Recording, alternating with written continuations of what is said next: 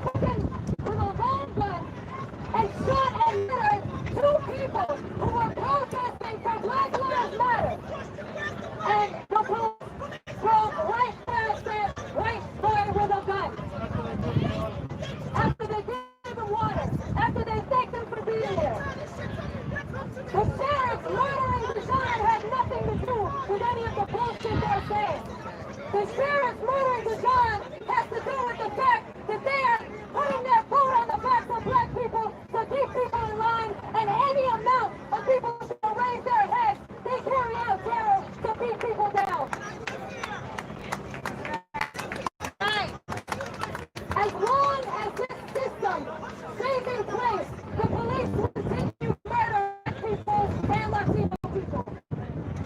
If we're going to put an end to that murder, we have to put an end to this system. We have to put an end to this system. We have to overthrow this system. Hey, can we ban the people that are talking about mustards? Seriously. You got no purpose here, dude. Is get organized for revolution. What we need to do now is bring forward the forces that stand up against us while millions get influenced and prepared for the time when we can overthrow this whole system. And I want to say one more thing, and then I think other people need to come up here too. Whatever this bullshit is over here, we got something to do here together. And I want to hear the people come up here. I want to say one more thing, which is Donald Trump spoke in Kenosha, Wisconsin today. And what Donald Trump was doing in Kenosha was defending... Yeah, I get it, the feed is choppy. There's hundreds of people here. Defending and encouraging the motorcycle police of black people and the white supremacy tells us something about the fight we need to wage now to make up for this. The whole damn system is guilty as well. The whole damn system is guilty. Justice for! Justice for! What do we want? What do we want now? What do we want? What do we want? I said FP. Fuck the police. Fuck the police. Fuck the police. I said FP. Fuck the police. I said FP. Fuck the police. Fuck the police. Fuck the police. Well, y'all give me a beat. I said give me a beat. Give me a L.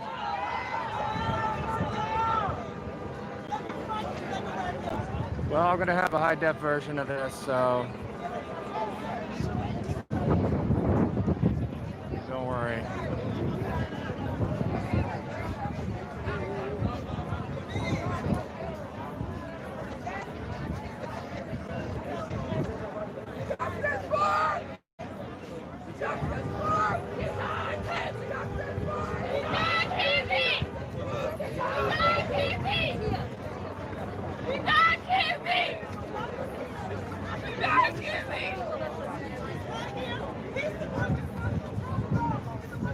Blessings, infinite blessings to you. Hey, stop arguing with one another. Stop arguing with one another. Stop arguing with one another. That's right. That's right. Don't give in to the hate. Don't give in to the hate.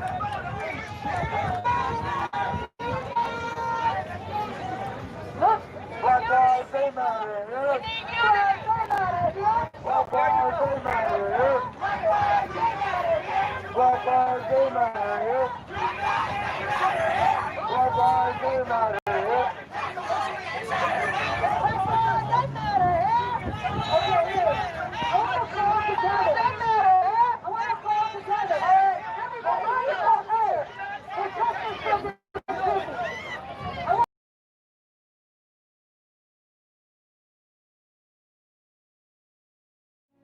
You can't get lost. There's no corners here. How can you get lost in a place where there's no corners? Run, run. Here come the menaces. Hello, boys! Is that the Duke of Edinburgh? Run! You won't get away with this. We always do. We got any weapons? We're doomed. At a touch at a time, man, I smoke a bogey backwards with a thumb up like it's fine. Do you? And we gonna keep it about these guys and about justice for these guys. Murderers! Murderers! Murderers! Murderers! Murderers! Murderers! Murderers!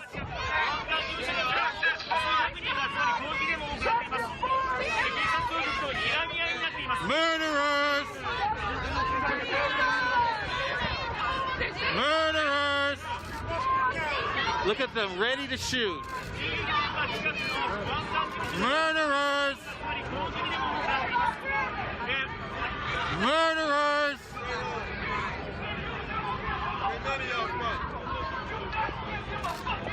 Drop those weapons and square up, bitch.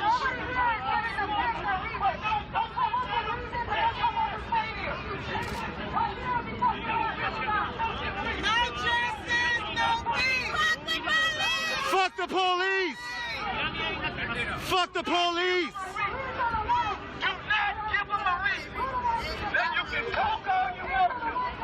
Look, they put... It's a peaceful protest. It's a peaceful protest.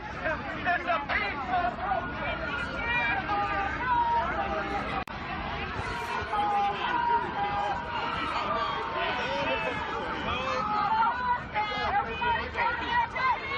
Look at them up there, up on the roof and the sky.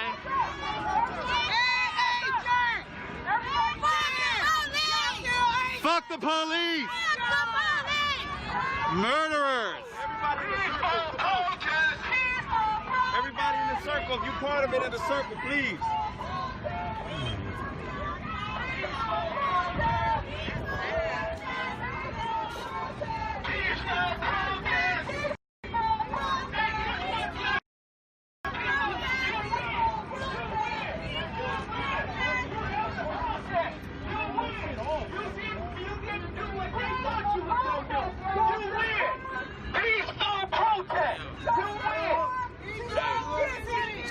I was told to ask you justice for drama.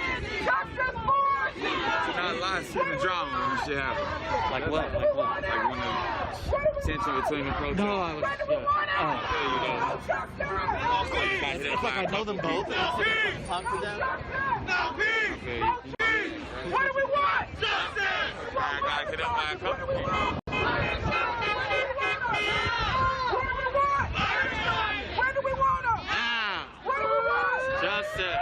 Where do we want them? Now.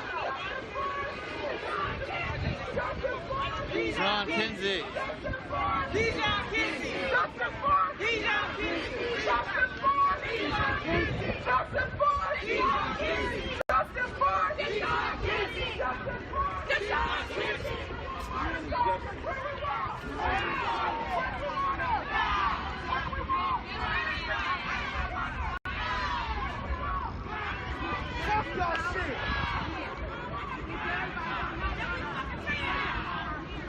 Murderers.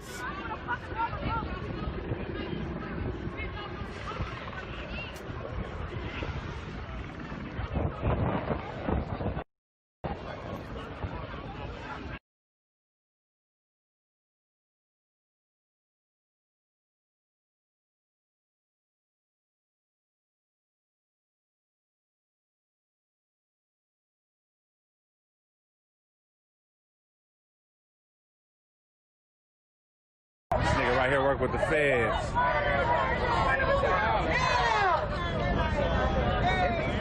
Yeah, what you mean? They up in the same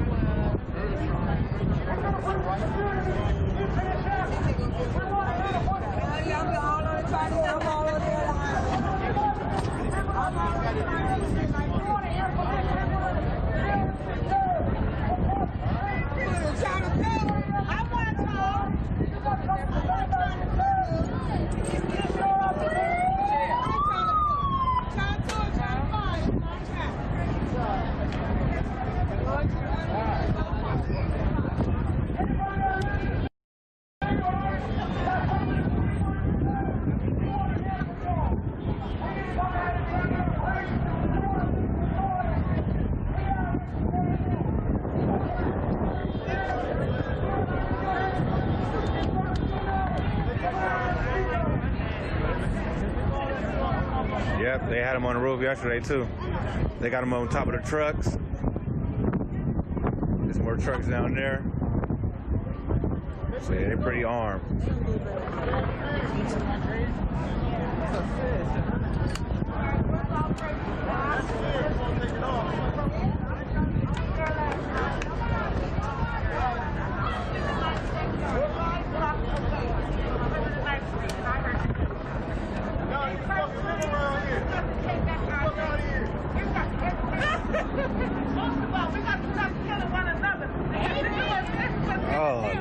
Jesus, they stay saying dumb ass shit, man. Mexicans kill each other, they don't kill Mexicans like that. White people kill each other, they don't kill white people like that. That's rhetoric that y'all learn from white supremacists, baby. You got fucking motorcycle bike gangs, all that. Stop it. Stop lying to yourself. We got to go to the moneymakers. Tab Rose needs to come out and answer this community. Why is it okay for his officers to gun us down? And if we are not knowledgeable on who's on the head that's running behind them, we're going to attack every little person. It doesn't matter. So Tab Rose and Roger Mayberry, who's the California Fraternal Order of Police president. These two orders are the ones that run law enforcement.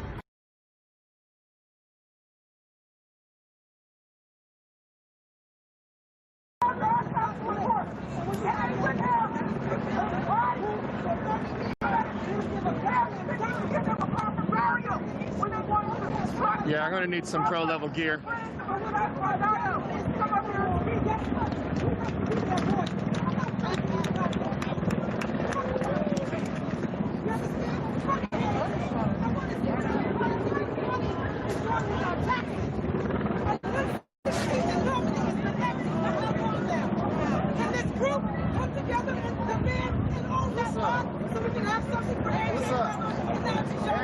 Listen, I know that the quality is poor.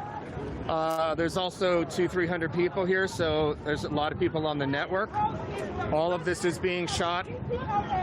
All of this is being shot on static, 1080p, 60 frames a second.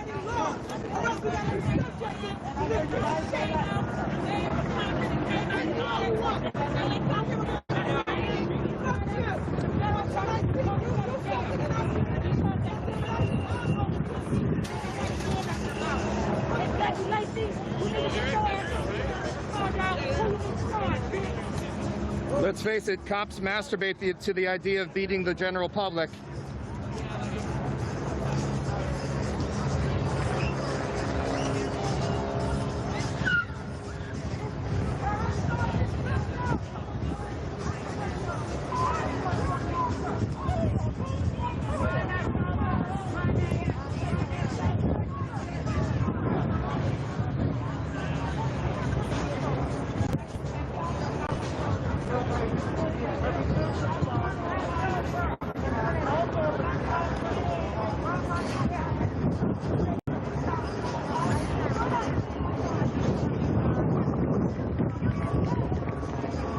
Yeah, I don't really care. Listen, I'd love to improve the stream quality. There's a few things out of my control right now, that being at the top of the list. So all of this is being static recorded. Let me check my battery on the GoPro. All right.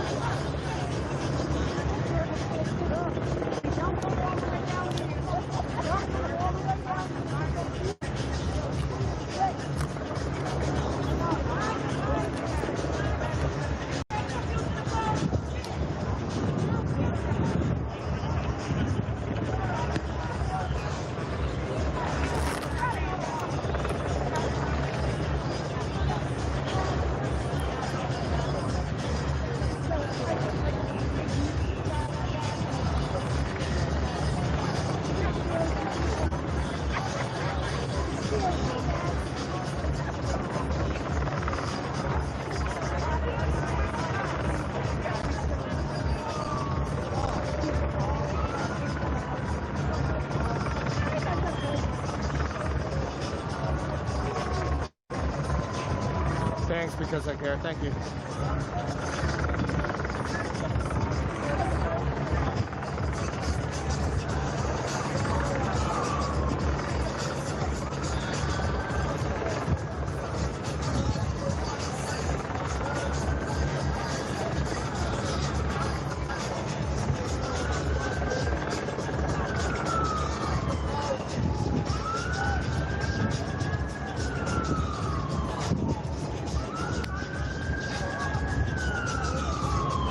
McDonald's.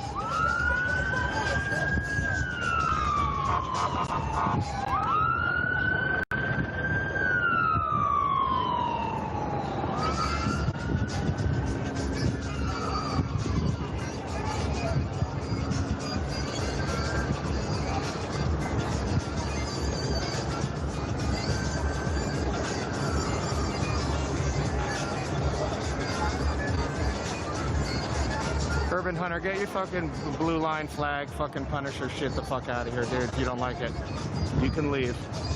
The complaint department's 4 blocks towards the beach, okay?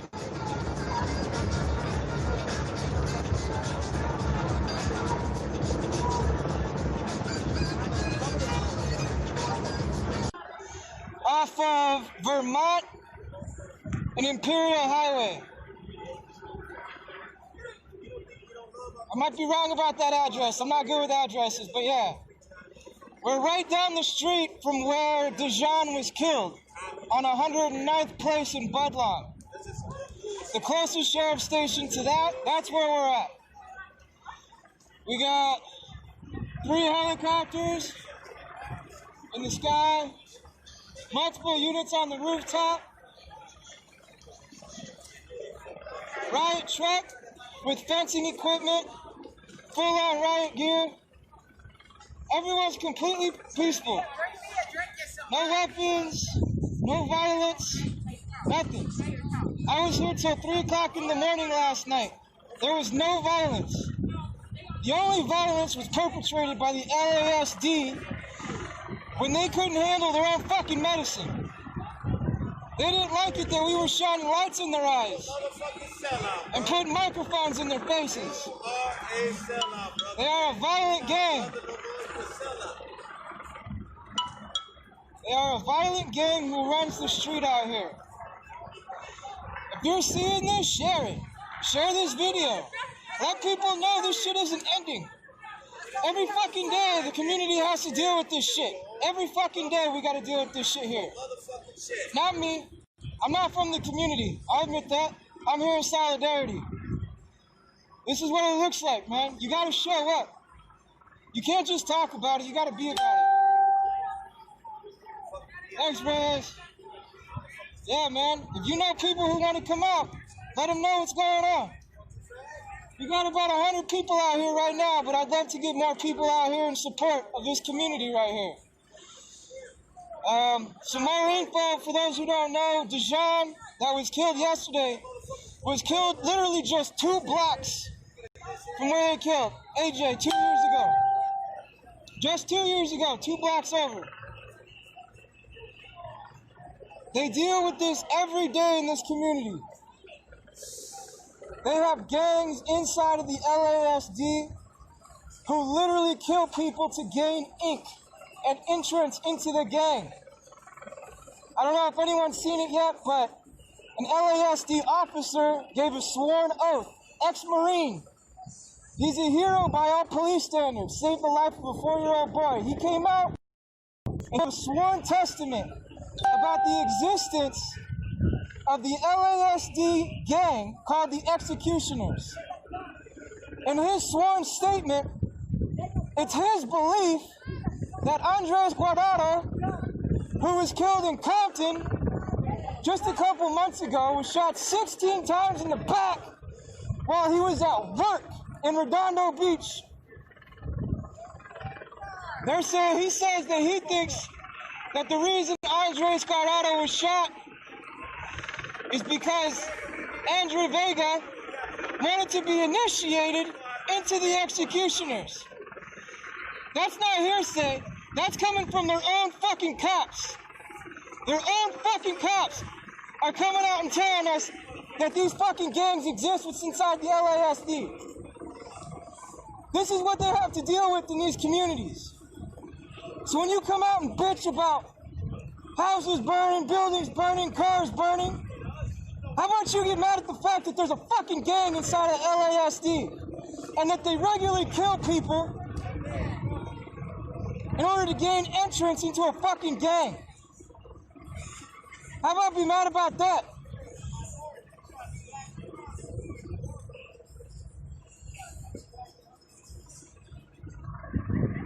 Thanks everyone for tuning in. Share the stream. Let people know what's going on. If you're in LA, if you're in the South Central area, let people know what's going on. Tell them to come out here. More people, the better we get out here. Look at these fucking assholes. Nobody's violent. All that protest gear, all that riot gear, nobody's being violent out here. Peaceful protest. People are yelling. They're mad. They're upset. They're grieving. So yeah, people are pissed. But there's no violence out here.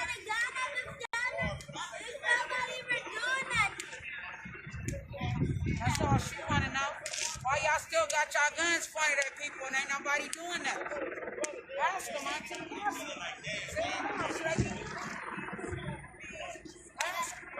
Ask them.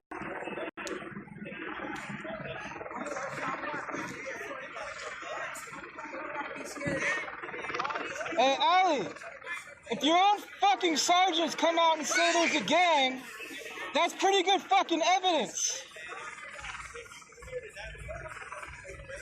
There's pretty good evidence when your own fucking co-workers come out and say there's a gang inside of their own fucking division. That's not hearsay, jackass. That's verifiable proof. And it ain't just one. Nah, it's not razor wire, it's just metal.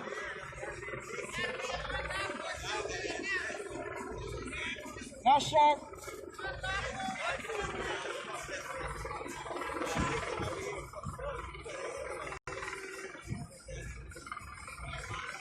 Multiple sheriff's officers have come out and given sworn statements, Ali Singh. I mean, I don't know how much more fucking proof you need. The fact that they all have the same correlating fucking tattoos. The fact that multiple fucking officers have come out and verified the fact that they exist. Ali, go fuck off, man. Eduardo, yeah, man, the whole thing started at the scene of the shooting, which is right down the block from here.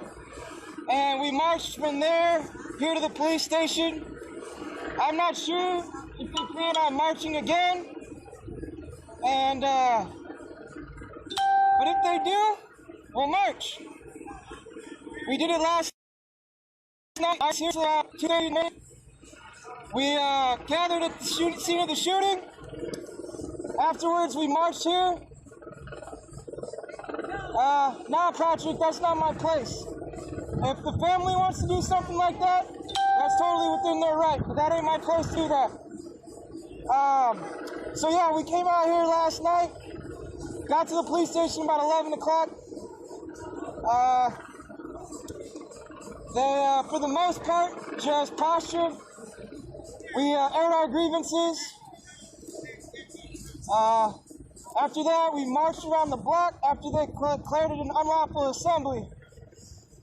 Marched around the block, waited for all of their extra units to leave.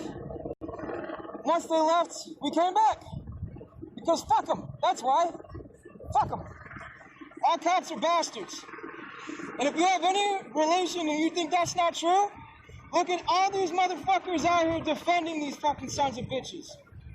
There's a gang inside of the LASD, and these motherfuckers are all out here defending them. That's what that sheriff's badge represents. Slave patrol and state-sponsored gangs. That's what they are. You can't reform a system like that. These people do not keep us safe. David, I would say to that the roots of the tree are bad, therefore every apple is bad. The entire police force was started as a runaway slave patrol. Their job was to hunt down runaway slaves. Those were the first sheriff's badges ever issued in this country. They said runaway slave patrol. So in my opinion, the roots of the tree are bad. Therefore, every apple that comes off of that tree is a bad fucking apple. You can't reform that system. That system needs to be broken down, demolished, and rebuilt from the ashes with community policing. with support for the mentally challenged, for all of those services that we do not fund in this society. All those services that would help people instead of criminalizing them and forcing state violence upon them. I mean, for fuck's sake. Dijon was pulled over for a fucking biking violation. He was riding a bike in a residential neighborhood.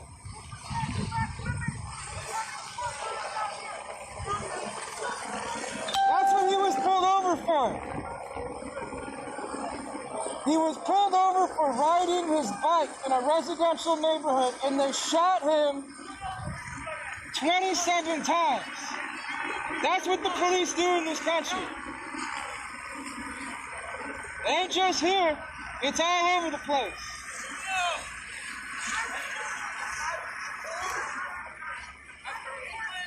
As I said, there's about 75, maybe closer to 100 protesters here at this time. I don't see them going anywhere anytime soon. If you know anyone in the area, you know anyone that wants to come out and show some support and say, fuck the police, then come out here, man, show support. This is all the way across. This is how scared the sheriff's department is of their community. They're scared. They're cowards.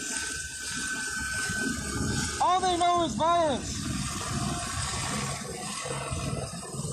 All the way across their goddamn parking lot. They don't want a repeat of what happened last night. We showed up. We got in their faces. We let them know our voices were going to be heard. They didn't like that shit. This is what they do for the community. This is what happens when black and brown people decide to have their voices heard.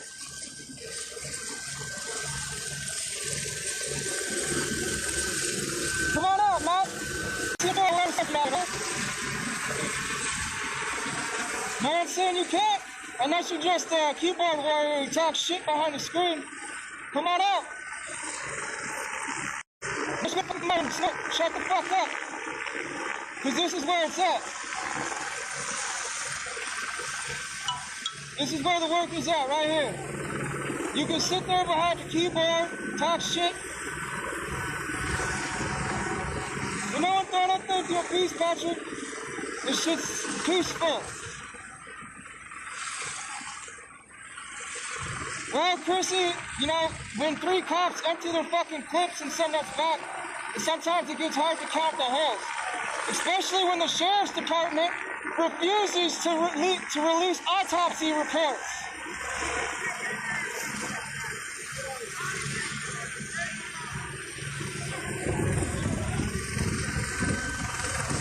Not barbed wire.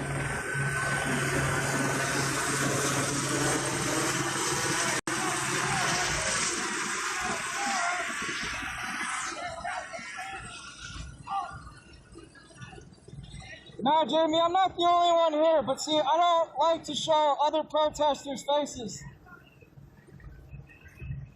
David, this happened yesterday at 3 o'clock in the afternoon. Just happened.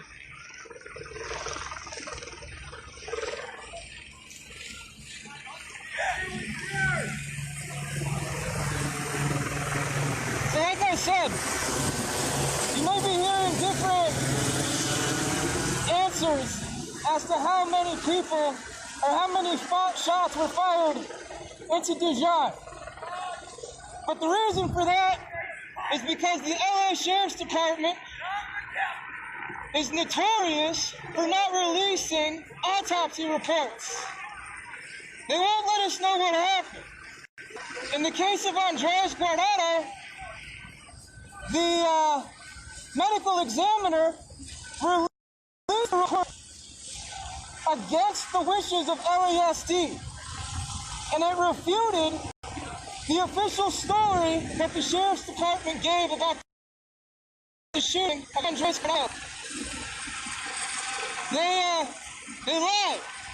And then the sheriff's examiner released the autopsy report and proved that they fucking lied. That's why it's so hard to really get the facts from these motherfuckers. So yeah, you might hear different answers as to how many times he was shot. But that's what happens when you have an ineffectual sheriff's department.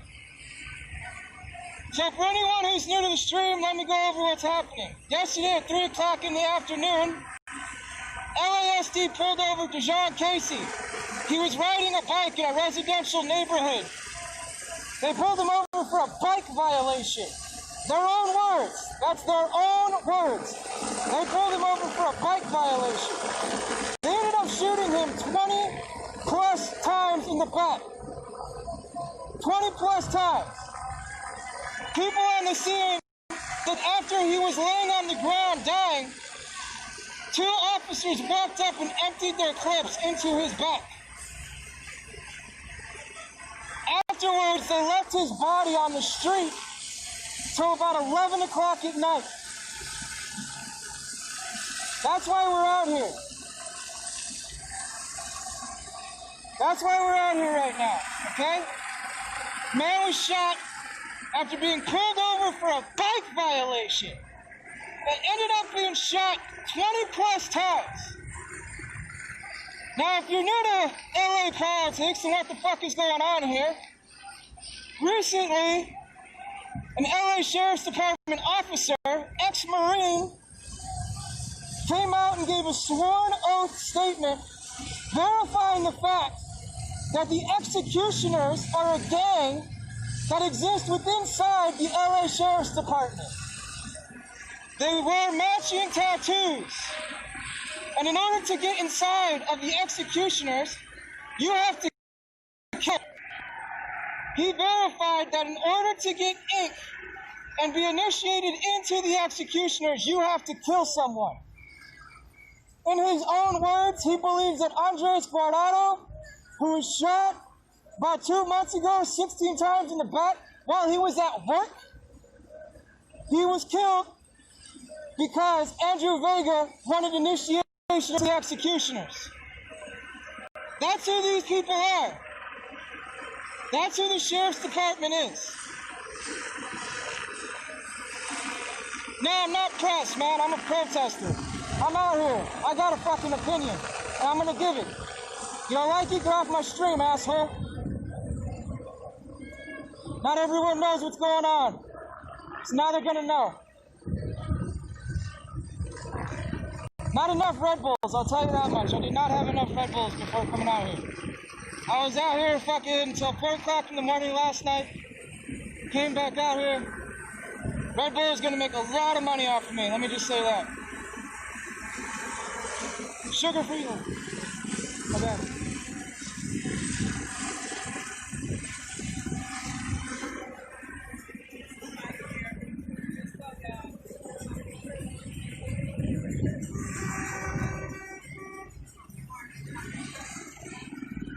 I apologize if you don't like the fact that the camera is pointed down, but I try not to give people's faces away at these things. We live in an authoritarian state, and you never know when someone's going to try and dox somebody else around here, so. Barrier goes all the way to the end.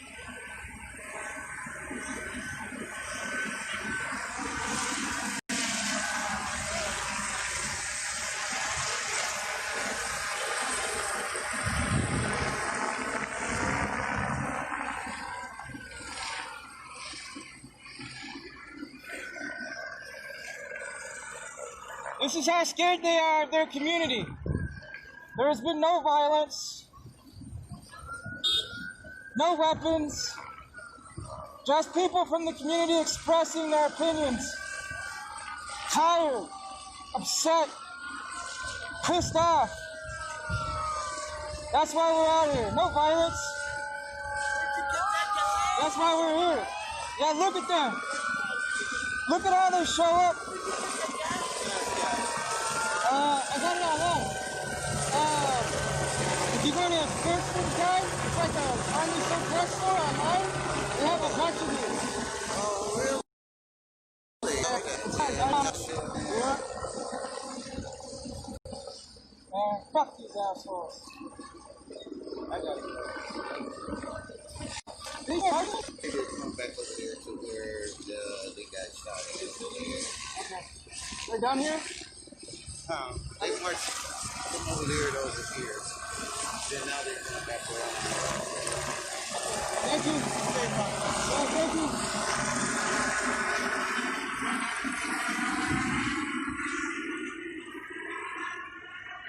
Hey, Kiki-chan, why don't you fuck off and go cry about how you can't get laid, you fucking incel?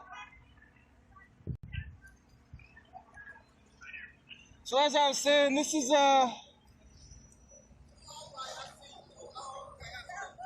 that little white boy got justice. They arrested the man that killed that boy. That's why we're not talking about it. He got justice. Where the fuck's the justice for John? Where the fuck is the justice for everybody else?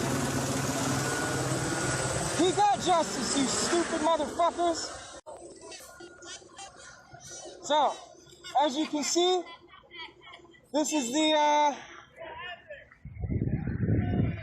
response you get from the Los Angeles Sheriff's Department. This is how scared they are of their community.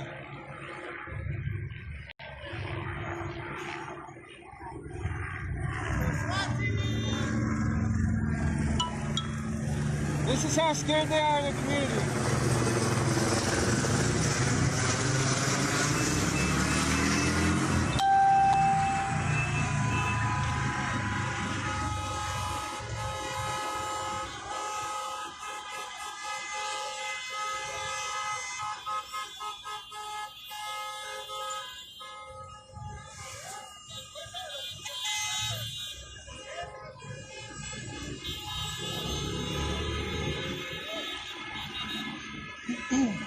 Jared, why are you so transphobic? Are you scared of trans people?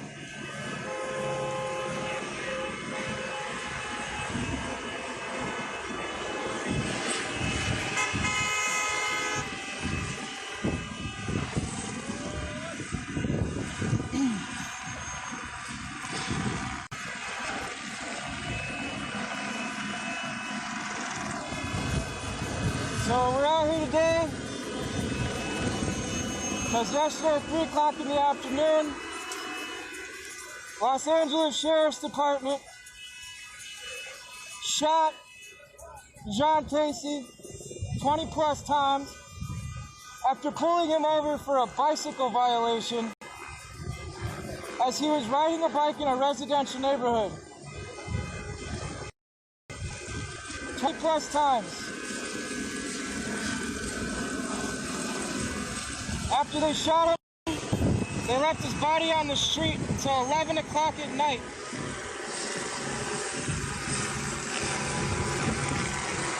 They have no care for the people in this community.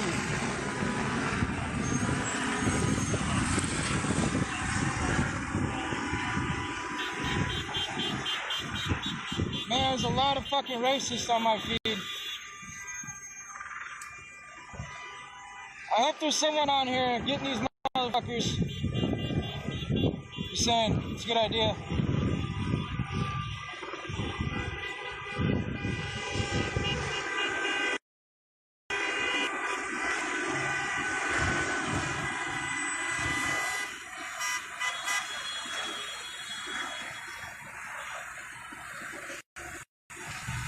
For anyone who doesn't know, the LASD has a verified gang inside.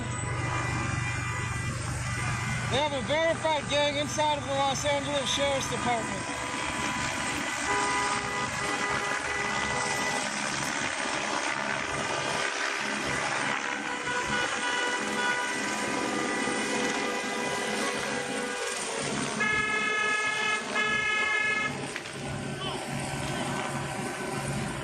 Cowards! Fucking cowards!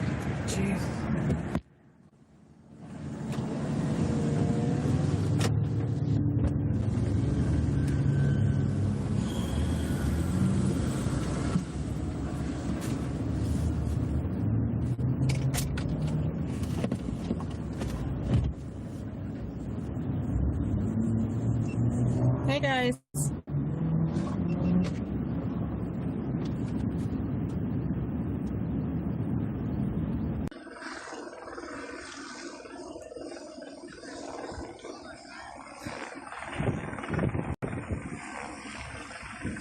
I've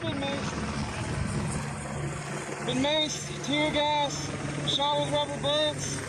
I'm still out here.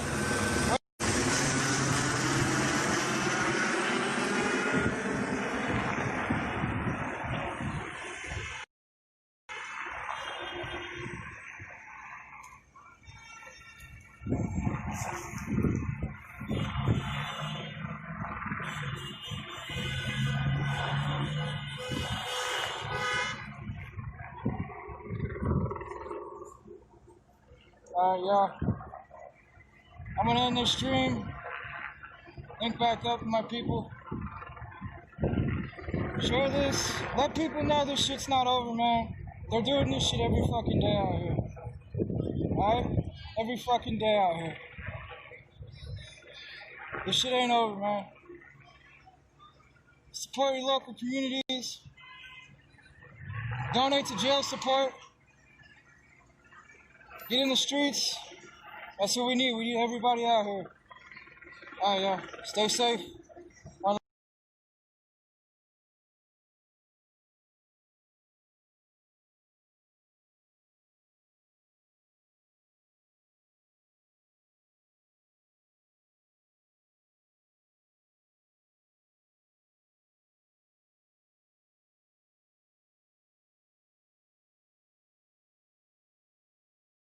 Esperanza Bianchi.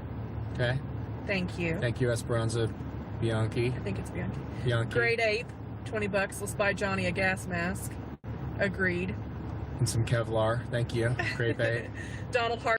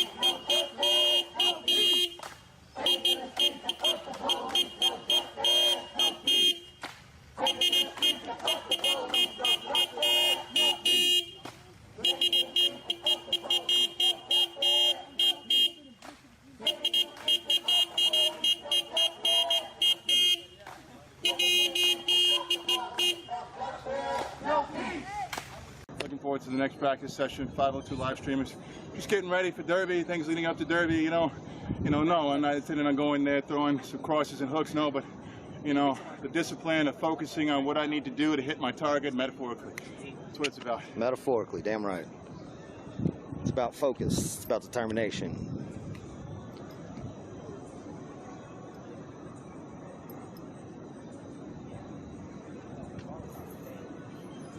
Yeah, there's a few different assholes out there that have been ripping a lot of us live streamers here in Louisville and then putting their own shitty commentary over top of it. Your favorite freight broker is one of them. That dude sucks. I believe he may or may not have gotten a cease and desist, but I don't think he's used any of my footage in a while. But yeah, there's a handful of shitty wannabe live streamers that are just ripping other people's work and then putting commentary over it. Yeah, Max is in good shape. It's true. I'm not. I'm pudgy and soft. Love that, Jason. Yup. All right, for real. That's really about all that's going on here, guys. Very slow night, very calm. Everyone's peaceful, having a good time. I believe today was actually Miss Rosie's birthday, so you know, next time you see her out, make sure you give her a happy birthday wish. But yeah, we're gonna go ahead and drop this feed for now. I'm probably gonna hang out till 11 when the park closes, just in case anything happens. Yeah. So, you know, everybody make sure you stay tuned. Gonna be more feeds coming before Derby, but, you know, make sure you stay tuned on Derby. If you can go to YouTube, YouTube/C/Right Heart Media. If you just look up Right Heart Media on YouTube, if you look up Right Heart Media on YouTube, you can subscribe. I need 1,000 subscribers to be able to mobile live stream. I'm sitting just under 900 right now, so if you could go and subscribe, I'd greatly appreciate that, just so that I do have that other platform to be able to stream from. Aside from that, you know, make sure that you are sending donations to the Kentucky Alliance. Make sure you're sending donations to the different bail funds, you know, Kappa, Louisville Street Medics. You know, make sure all these organizations are getting, you know, donations and supplies and things that they need, because they are the ones that are putting in the real work. If afterwards you got like $5 that you want to throw at me, I wouldn't say no. So, you know, Venmo and Cash App, also Right Heart Media. But yeah, we're going to go ahead and sign off of here for the night. We will catch you tomorrow. Thanks for tuning in. Stay strong and stay safe.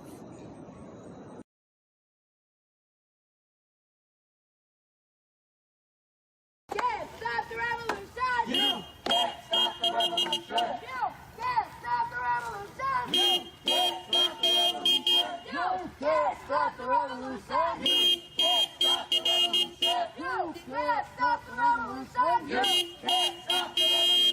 You can't stop the revolution! No justice! No peace! No racist police! No justice! No peace! No racist police! No justice! No peace! No racist police! No justice! No peace! No racist police! No justice! No peace! No racist police! No justice! No peace! No racist police! No justice! No peace! No racist police! No justice! No peace! No racist police! No justice! No peace! No racist police! No justice! No peace! No racist police! No justice! No peace! No racist police! No justice! No peace! No racist police! No justice! No peace! No racist police! No justice! No peace! No racist police! No justice!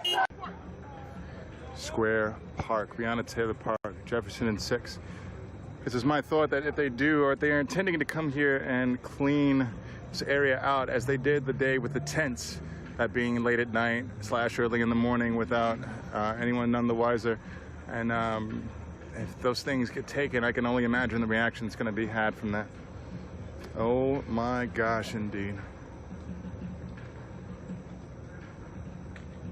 Oh my gosh.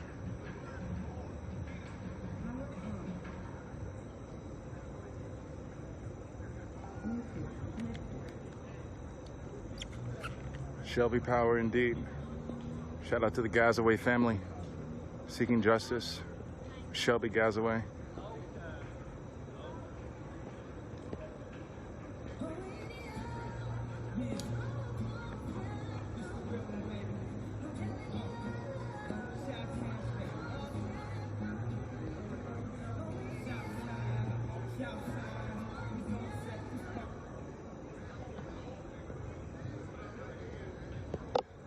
Looks like it. Speaking of Kenosha, Wisconsin, you know, a few of those friends that I said I had met and made in Washington, who then, you know, some being from Portland, Oregon as well, you know, they went to Kenosha, Washington, and I had to watch a Twitter feed of one of them getting sprayed in the face, maced in the face, actually. Actually, it's someone you all might have met if you were watching the live, you know, while in Washington, the live over here. It's Aesthetics Con Ash. She was maced in the face in Kenosha, Wisconsin. It was so, you know, aggravating watching that happen. As others were then gassed as well in Kenosha, Wisconsin. Obviously, there's a lot going on in response to what happened.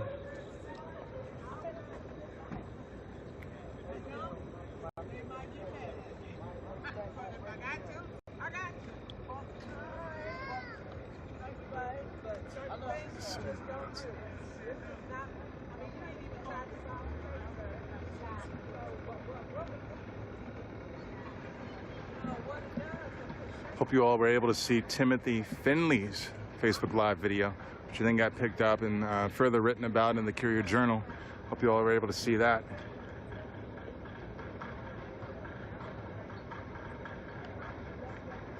What he talked about was he's fired up. Apparently he had a conversation with Grandmaster Jay, and they're going to be conversing later about what, I don't know, but it's very powerful. I can imagine that conversation. Apparently Grandmaster Jay wanted to have it.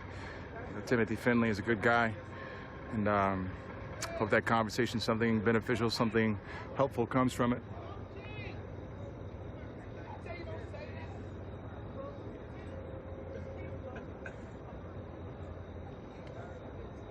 Yes, I'm okay.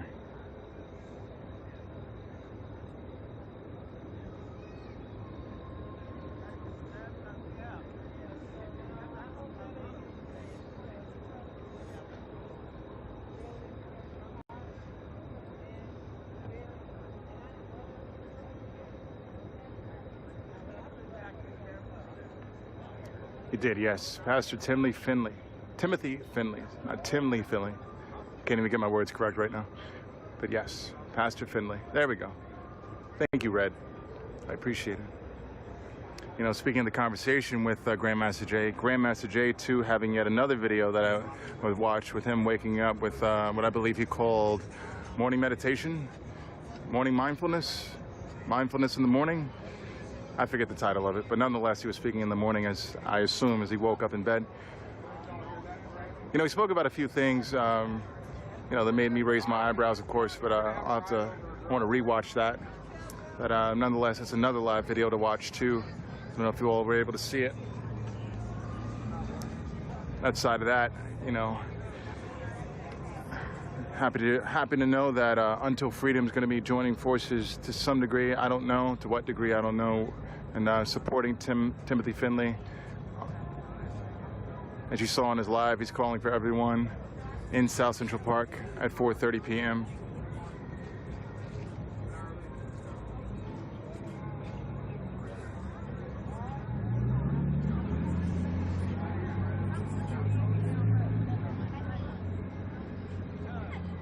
Carrie, nothing specific that has happened yet, unless you're referring to something specific I'm not familiar with right now.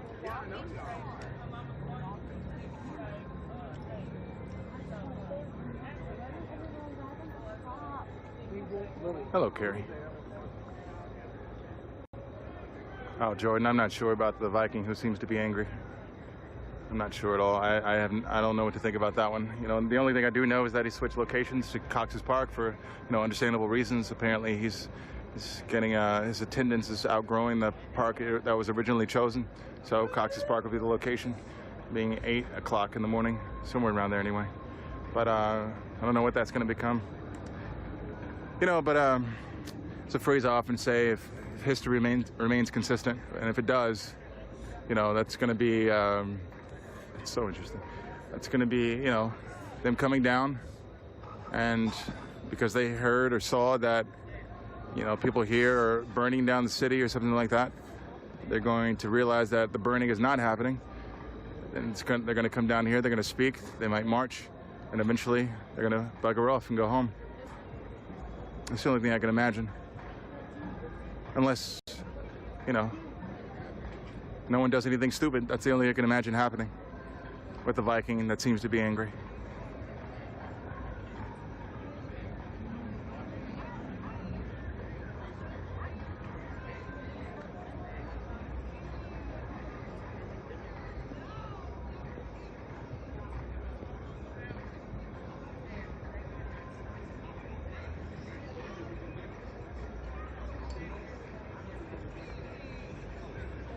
Of course.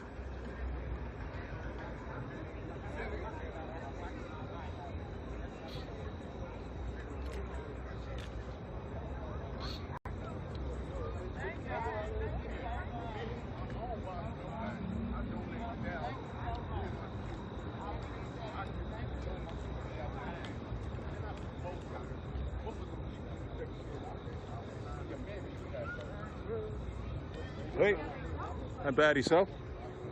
Hey, you feel like speaking for a couple of minutes, just a little bit about this piece? Yeah. Okay. No, absolutely fine.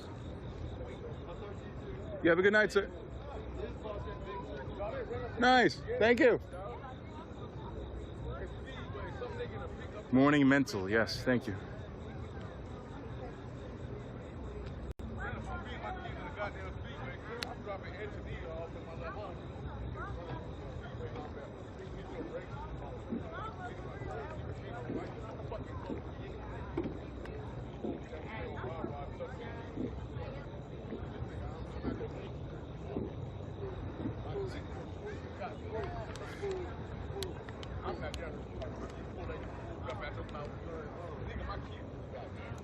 As someone typed, as you can all see, yes, it is very quiet here, as it should be. People are resting, getting ready for Derby. There's an interesting, I'm not going to say difference, but interesting transition, I'm going to say. There's an interesting transition going from one city's vibe, one city's energy to another. I spoke yesterday that those who went to Washington, or those who might be planning trips to other cities right now, such as Kenosha, such as Portland, such as New York City, such as, well, any city they might be going to, there's, I don't know, this is home. This is where we started. This is Louisville, Kentucky is, the focus. Speaking for myself, of course, those different vibes, those different energies, we can, take pieces and learn from that and bring back here. But, I don't know, it really does need to happen now. It really does. In my opinion, it really does need to happen now, because this is our chance right now. I don't know what is going to happen after Derby, but one of the things that I can only assume will happen after Derby will be that verdict, will be that call as to say, what Daniel Cameron decides, or has decided, if you will. But I just hope that those who have been to D.C. and have that energy, such as myself, such as Heath, such as Chris Rashad, such as a multitude of people, I believe about 58, 60, we take that and we do something very constructive with it, because we have knowledge, we have resources, we have experience, we have understanding in this city. We can make that change. I'm taking my personal steps as it relates to budgets, as it relates to reallocation, as it relates to citizen review boards. but specifically as it relates to citizen review boards, it's redirected back toward Mayor Fisher. You know, once again, with his posting anyway, that article with Courier Journal talking about getting subpoena power by disciplinary power, which is not happening from my vantage point anyway. You know, I think it's very important to continue that momentum and that pressure to not continue redundancy of history of a civilian review board that doesn't have that power, and to make it another people pleaser for only a short period of time, and only continuing the same cogwheels that we've grown so furious with in the beginning. It just can't be. This is the time. We need to continue that pressure. And I feel like if Mayor Fisher wrote that, if Mayor Fisher said he was going to try to get that subpoena power, then my God, that pressure needs to come to make sure that that happens, to make that change. Writing it was one thing, but now it needs to be completed.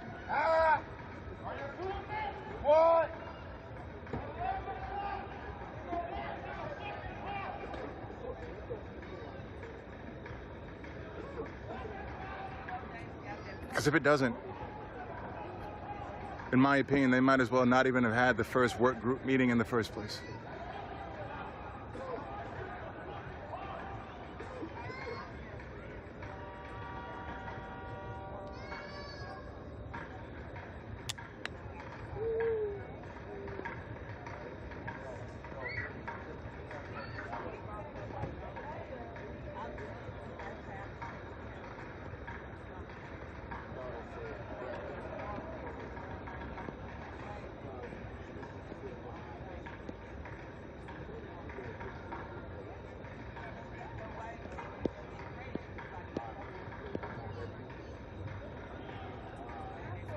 In the distance, I don't know if you can hear it, but Chris Ashad is on the megaphone speaking about starting a march.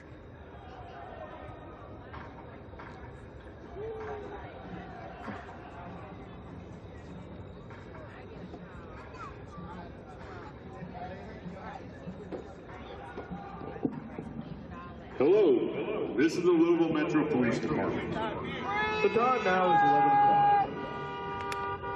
The park is closed. Again, this is the Louisville Metro Police Department. The time now is 11 o'clock. Let's exit the park. Additionally, please remove any grills from the park. Please do not bring grills in here tomorrow or anytime in the future. Thank you very much.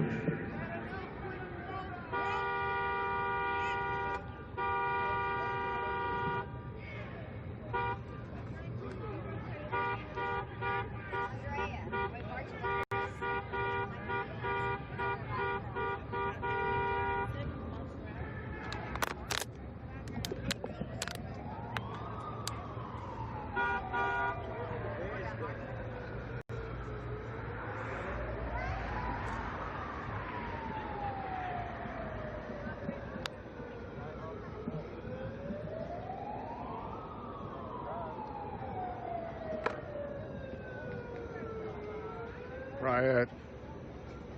Got you, sir? So not quite. Gotcha. I'm gonna hang out for a few more minutes. I think I walked into a spider web and it's like stuck in my eye now. So it's like I keep feeling it. I don't know. Dana?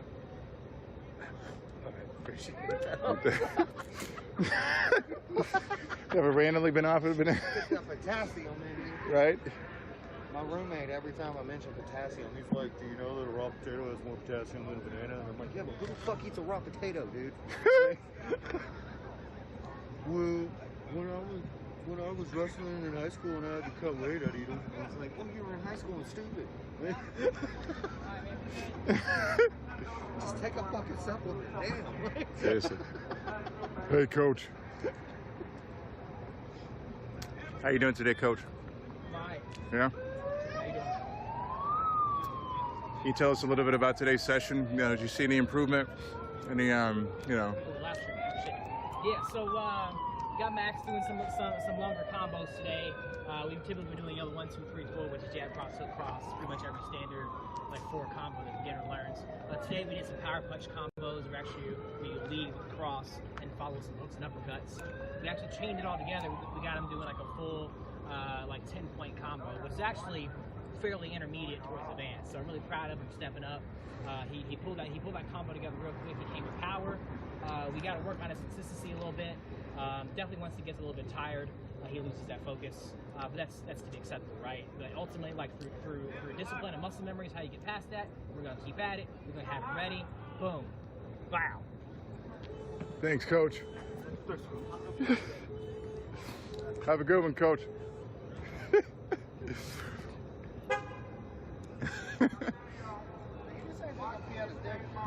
I don't know.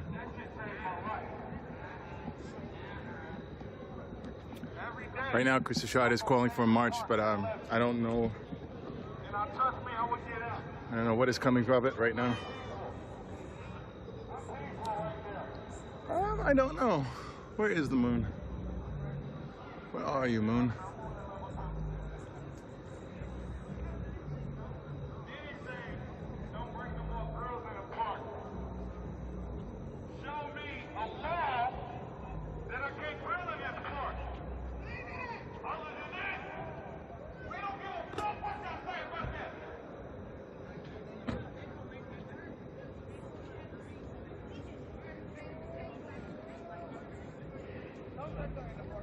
So I can get some more people to march with me in this park. It is 11 o'clock, but I don't give a fuck. Let it go. You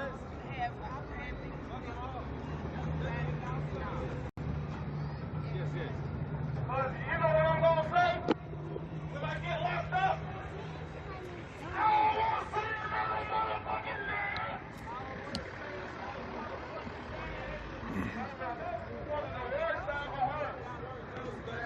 That's really bad. I'm gonna say it again. When I get locked up, this is what I'm gonna tell all of them. I don't want to say another motherfucking name. I don't want to say another motherfucking name. I don't want to say another name. I know it's not much of us. I know we can do better than that. It's okay. Let's go. Let's get it. Freeway.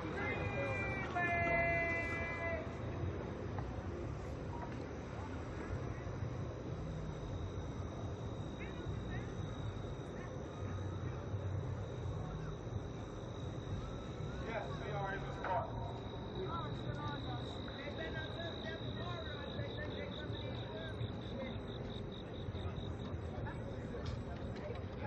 Woo! Every day, I will be in this park at 11 o'clock. Every day, I will be in this fucking park every day. Every day.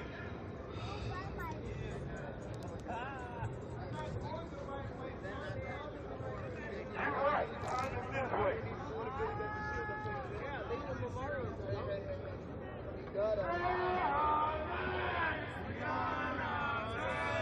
You know, of course, it goes without saying that there's something else that happened today, too, that I personally am sorry that to myself that I missed it, because I would have rather have been there, but I was helping a friend move.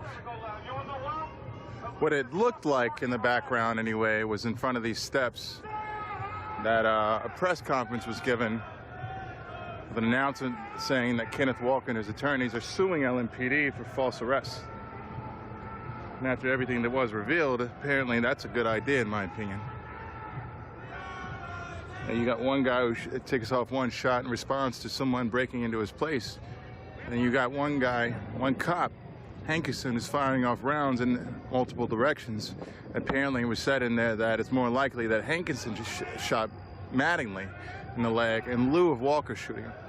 You know, if you couple that information with the fact that the investigator, it sounds like they were coaching Mattingly. It sounds like they were prepping Mattingly. It sounded like they were grooming Mattingly. You know, these words that I'm saying, obviously, you know, this is up to your own debate, up to your own conclusion, if you will, but there's a video. If you go to YouTube, look up Young Turks, T-U-R-K-S, and Young Turks Breonna Taylor, and it'll come up, and it talks about the investigator prepping Mattingly. You can take that information, couple it with the information for the press conference. It just makes sense, in my opinion.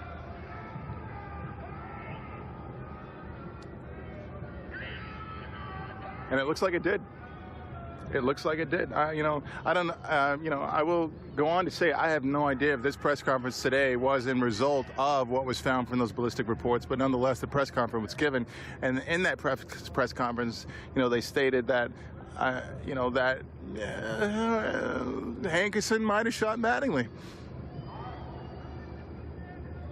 They're walking around the memorial.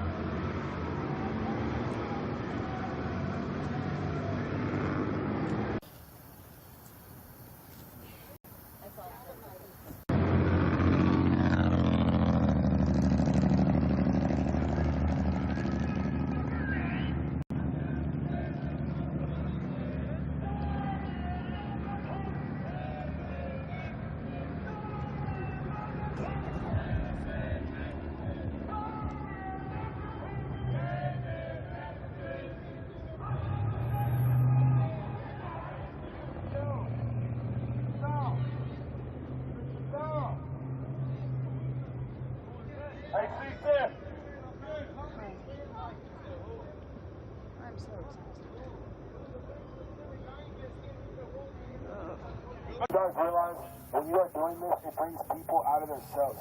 Because there are people who are afraid, honestly, to come out here into the streets because of how they're going to be talked to and talked about by all their friends. You're out there supporting them, you're out there marching and protesting. You stand for crime, you stand for violence. What are you doing? The amount of hate that comes towards this crowd and anybody who marches with us, the amount of hate that's going to continue to come is ridiculous.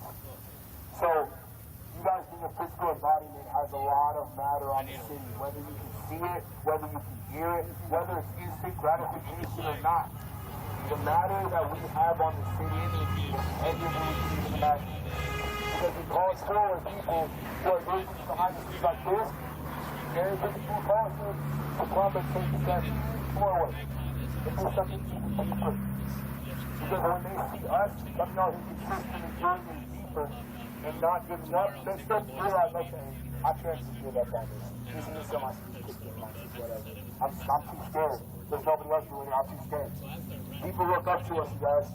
People look up to every single one of us. The live streams, the social media, anything. The streets, people talk. People talk a lot. So when they hear us marching through the streets, you guys hear protesters like, they talk about us all the time. I hear it in my school. I hear it at the restaurants. I hear it everywhere. We are talking about it. So let's be talking about in a positive way moving forward always. The message of this, I cannot stress it enough to be positive. This is not going to be any other city. We are not going to let the city crumble down to riots. We are not answering the violence that goes on with violence. This almost happened to the city once. We're not having that happen again. The first time, when the curfews came, they were up here on these very steps. Riot gear, switching out, because they had probably, not their riot guys, they had soldiers, they had probably about hundreds of them in there.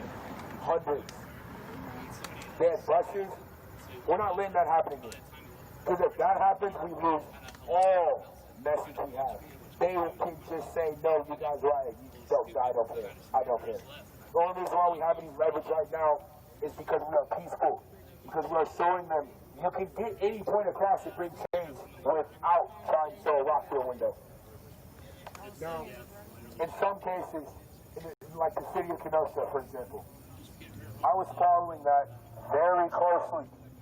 When it happened, the people that destroyed Kenosha were not from Kenosha. You got to keep that in mind.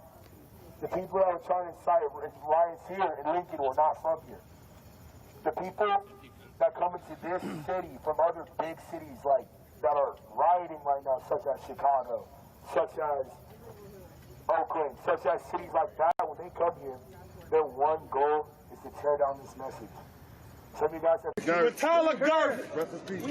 Rest in peace. They closed this motherfucker after his death at 11 o'clock. Show me. I had a lot of people reach out to me.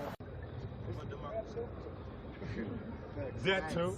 They tore it down, You stand for nothing, you it down for anything. Hey, see, Tell said it any better. Bow! Freeway!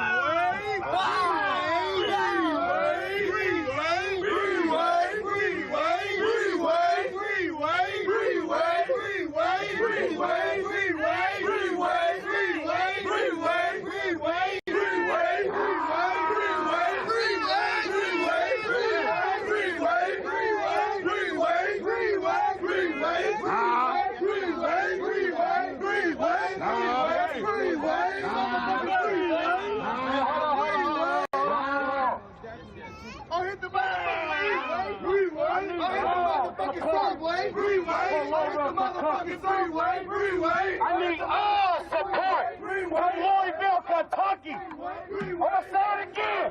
I need all support from Louisville, Kentucky.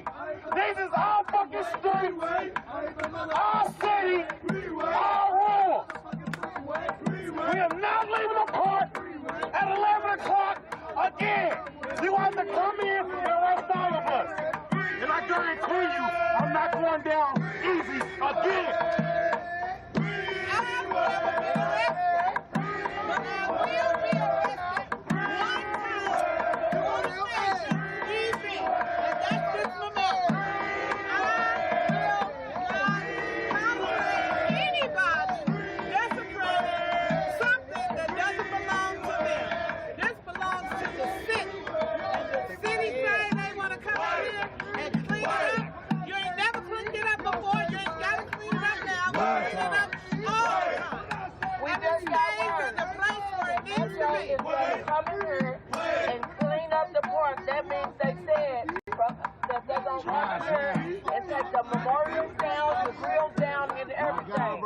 I'm letting them know right now. If they touch Tyler Gordon Memorial, Brianna's Memorial, me and Mama Jenny gonna be the first one to get locked up. Leave your memorials alone. On top of that, I want to see the biopsy report of Tyler Gordon.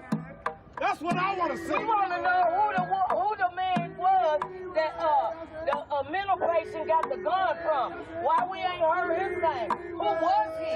We ain't never seen him in the park. Who was he? Yeah, the ATF picked him up 2 days later. Stop playing with us, Metro, but one thing you not gonna do is mess with the memorial. Mess with us. That's the fact. That part, Mama Jack. That's the fact, Jack. Leave the memorials alone. We will take down the canopies. We may move the grills, but do not touch the memorials, Metro. There it is. Hey. Hey, for everybody, can I get all out to march one more time for 15 minutes so I can say we literally took over for 30 minutes in the park after they say close this motherfucker? But I will get arrested on tomorrow. All time march too. If they want to mess with the park. Not only politically, because I'm the last man person, but that is the most powerful way to do it. But if you're not old enough, like me for instance, I can't vote. I can push for everyone else to vote, and I can get all my people, all my parents and everybody to vote, but I can't vote. What do I do if I'm an adolescent, if I'm a teen? Because I heard this conversation in my school when we were talking about this first day of school. The kid goes, and I heard about the protest, I heard about what's going on. But I'm too young, I can't do anything. I am young for my class of kids. I'm very young. I'm ridiculously young. I started school when I was 4 years old. And this is what I'm doing. For a kid who is 2 years older than me to say there's nothing incorrect, it's just not incorrect. You can have a job at the age of 15. Meaning you can talk to your bosses, to your people who are at your job working. See if they support you. If they don't, make it known. It's not, they shouldn't just be allowed to know, oh, I don't support Black lives, it's whatever, but I'm supposed to be making money off of them. I don't support them, but I'll definitely take the money out their pockets with no problem at all. Let it benefit myself. That's how the game works. Right now, it's all part of the system. So no, it's not. It's not. That's not how it's supposed to be. Why is that the systems that are benefiting off of us the most will not even show up to anything like this. The people that make the most money off of our work and our backs will never turn a direction and sing that Black Lives Matter, ever. So explosive those is one of the first steps. A lot of steps like that are going to be taken moving forward. I'm going to make them public. Because I'm doing this not alone, but when people look to this, they look to me, if that makes sense. I try to make this for the people and with the people as much as possible. So things are not going to happen behind the scenes. If there's a breakthrough, I'll tell you. If there's not a breakthrough, I'll tell you. If there's nothing going on, I'll tell you. If it seems like we're in a roadblock or something's not right or like something's unfair, I'll tell you. Anything I do and how I'm moving forward, I'll just simply let you know. There's no reason for me to hold anything back on what's going on. You guys are out here because you want to see a change and see that Black Lives Matter, so why would I hide that change from you? Regardless if it's good or bad, right? Right. So, moving forward, each and every one of you guys out here, you've been out here, and I can't thank you enough for that, but you still are out here. Moving forward, keep on being out here, get the word out, my page is up, you already know the deal. And we're going to do this again tomorrow. Next week, we're going to have a schedule in place to where there's pro-black and the Black Leaders Movement, to where we can just get a steady schedule to it. Like Patrick said earlier, we don't lose our fire, we don't lose our passion, people don't lose their voice, their ladies don't get wobbly when they're trying to walk, and you guys have time to live your life. Because another reason why people are not here is probably simply because it's not that it's justified to put anything over Black Lives Matter, but it does come down to things that people do have every day doing. Like, showing up as much as you can is like, that's what I want to happen. But I also understand myself, like this school, like we are in school right now. Some people are focusing on going into college and doing things like that. That's okay. But that doesn't mean you can't support. It's so easy to get the word out. Y'all know how to do. You have a platform of any sort while we're out there. But alright, to close this out, Black Lives Matter! Matter! Black Lives Matter! Matter! Black Lives Matter! Matter! Alright, I'll see y'all again tomorrow at 8 o'clock. Hey, hold on, don't leave. Let me get that. Actually, yeah, I only need 2 minutes. Hold on, I need to ask you permission.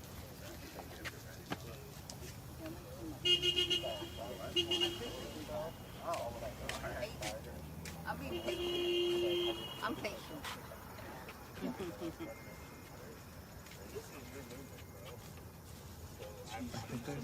I think people are commenting, but I just can't see it. I think there's something in every one.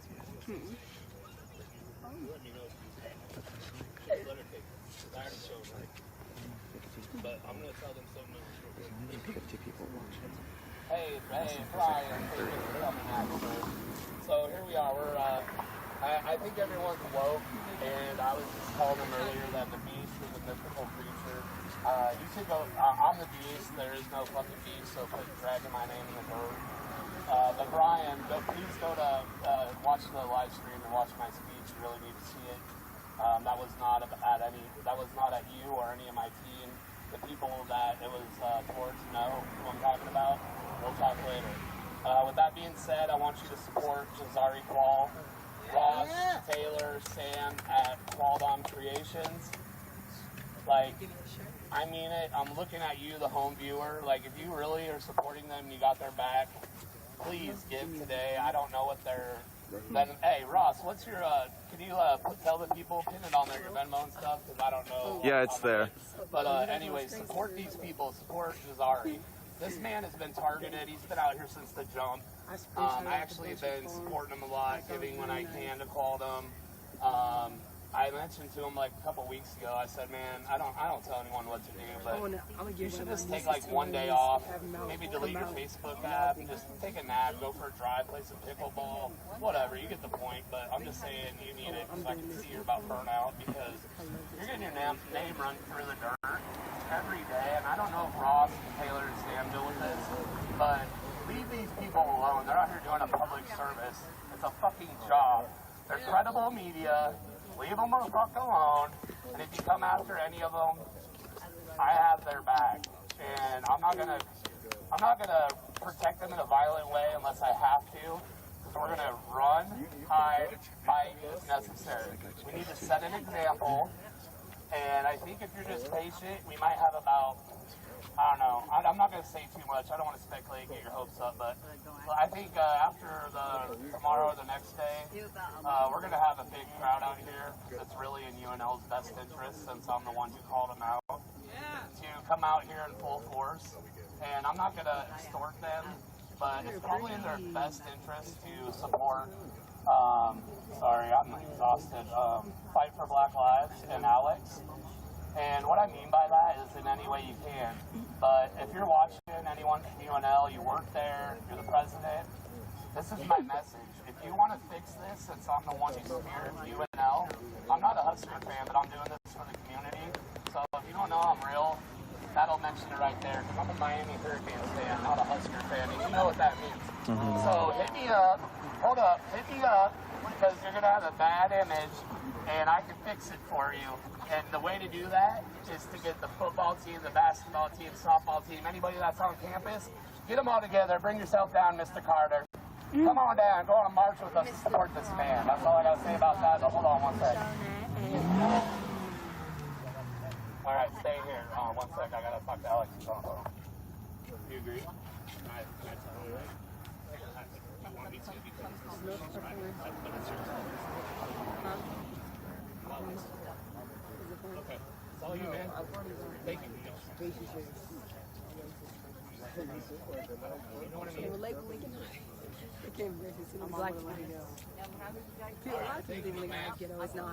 Make sure they all hear you. Hey, pay attention. Alright, so basically, Patrick got in contact with a female. His name is Zion. And long story short, during that incident over there, she stopped. Yeah, thank you. Yes, thank you. Yep. Wait, what? Oh, okay, yeah. Okay.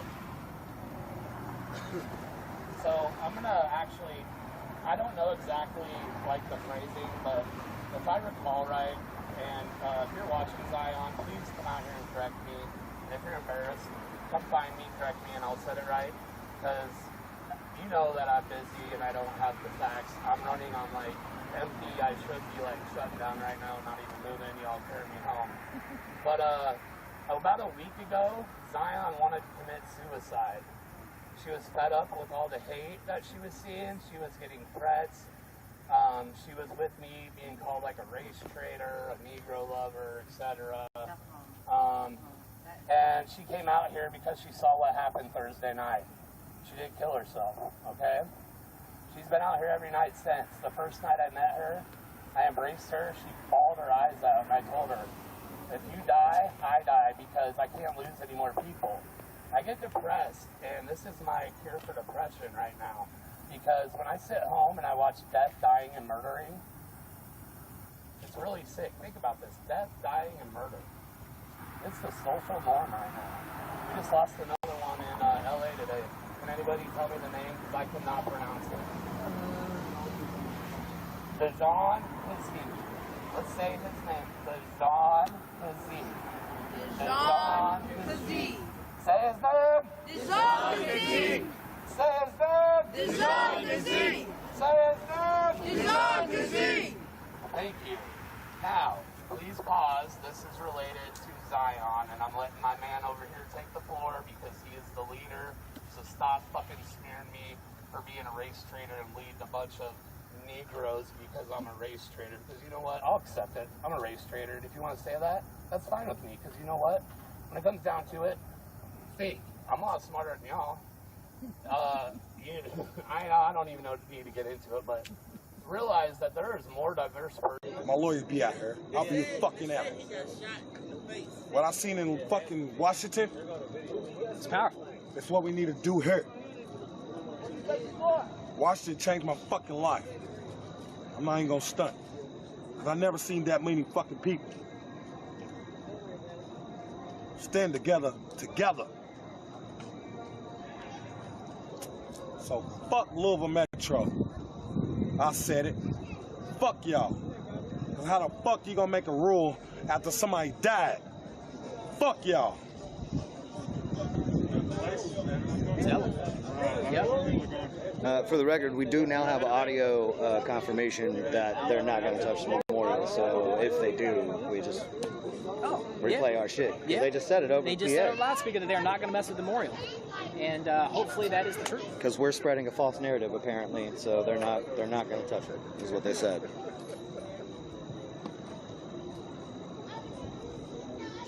You like how they called you out? It's not the first time. It won't be the last. You don't care. I don't care at all. I don't care at all.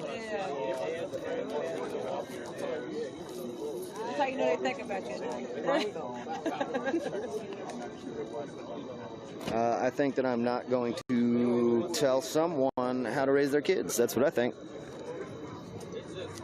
All right. So, sounds like some folks might have got some bad news.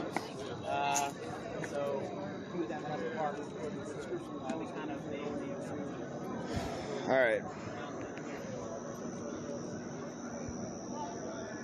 So, the protesters have stopped marching in a circle in the square.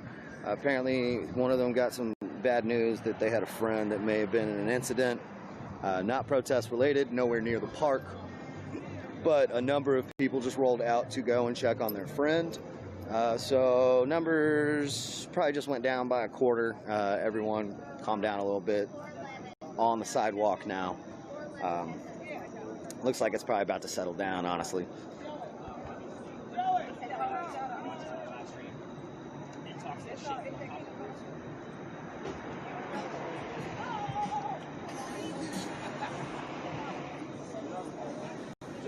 Yes, sir. Another thing, yo. What's so crazy? Those same fucking cops, the same fucking dirty cops, that's not their first fucking time doing that shit. That's not. It's like they can do whatever the fuck they want to do. That's not their first no knock warrant. It's not. Trust me, I know. I do fucking research. It's not.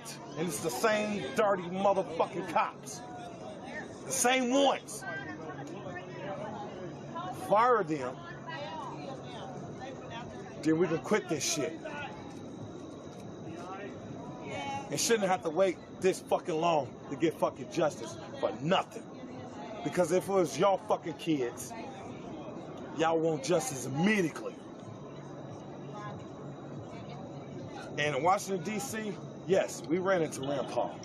Yes, the fuck we did. Louisville, we didn't do anything. Washington, D.C. did it all. But guess what? Washington, D.C. know who the fuck Breonna Taylor is. Yep. So that's national fucking news. Louisville Metro. Louisville, y'all nothing compared to national fucking news. WDRB, fuck you. 32, fuck you. Every news in this city, y'all nothing compared to national fucking news. Nothing. They know.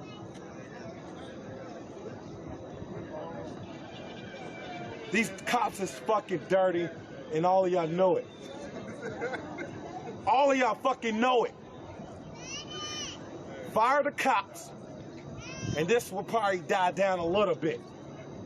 But the real activists and leaders will still be out this motherfucker fighting a real fucking fight.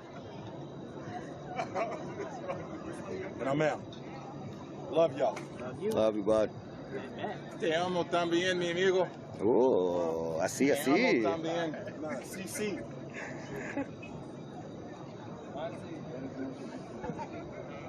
Yeah. Not only that, you make yourself kind of look like exactly what they want us to look like, a thug. You kind of make it, you purposely put yourself in the stereotype, but everyone knows who is not following that stereotype in that stereotype. Because with these protests, it literally takes one person to ruin it for everybody. Only one person. That's unfortunately just how things are for right now until we change that. They already have all these stereotypes for us, and y'all just make us look even worse. Literally. Y'all make us look like what they want us to look like. Right. There's no reason for us to do that. But now I'm gonna let y'all get home. I'm gonna let y'all make sure you get safe. Stay safe. Hold up. I'm just keeping you you fucking on your toes, man. I am not your leader, but I'm your rep. I'm his rep because he's a minor. You know, I have a parent out here, and I'm not letting nothing happen. But why don't you just touch that top one, and just read it to the crowd? Just completely click on that. You forgot. But you're okay. Yeah. You can click on that if you want to. Here's our words from Zion to Patrick. Hey Patrick, I just wanted to let you know that I left the march around 13th and D Street. At first I was disappointed in the turnout, but I got over it and marched with them as I always do. But then I got angry when a bunch of white kids show up and you can smell weed and you can see as if they had alcohol. As if they had alcohol or not, but I could smell it. I'm pissed off that these white kids think this is some kind of party or game because it's not. People are dying. They weren't saying any chants. They were just on their phones doing nothing. Imagine if they told Alex to even just hold it for them. That would be the end of it. Man, so this is the girl who wanted to commit suicide. Read my response, because now, because of y'all, once again, I gotta fix some shit. So thanks for a problem again, but I'm gonna fix it. Go ahead and read my response. His response was, I'm gonna call you within the hour or so. I got everyone out here. I appreciate you for bringing that to our attention. In an editorial, she was like, hey, that's too friggin' bad. They shouldn't have done it. Is Seattle a little dirty and gross, like the officer said? Why, yes, I would agree with that. So anyway, that's what's happened with the private security folks. That's what's happened with the private security folks. And again, the thing I'm a little bit concerned, this does not look like the same other private security company that was out here 2 weeks ago. I have a feeling that they've probably been uninvited after the incident on 8/15. And kind of like this borderline propaganda video that they put up on their website. And I know some of you are like, what's the name of the company? And I don't remember. If somebody in the comments know who it is, what is it? Jaguar. No, the one that was here 2 weeks ago. No idea. Oh. The one it's. How often are they switching them out? Well, the other guys I think screwed up 2 weeks. That's what I'm telling my audience. I think they kind of screwed up like 2 weeks ago. And I think that's why that we have these people here now. Are they deputized? No idea. Okay. Well, they got badges. Well, I know, but the private security people, you know, they look wannabe to me. So. Yeah. Because if they were deputized, then all the liability falls on the city. Oh, okay. And I'm pretty sure the city attorneys would just be like, oh hell no. Yeah. So. We're asking them just reasonable questions, and they're not giving us anything because they feel attacked. So. Who are you with? Malcontentment Tango? Huh? Malcontentment Tango. I'm the malcontent. Okay. Thank you. Yeah. Okay. Check it out. Yeah. Thank you. So, anyway, now you know all that boring story. And here we go. The hellscape that is Seattle.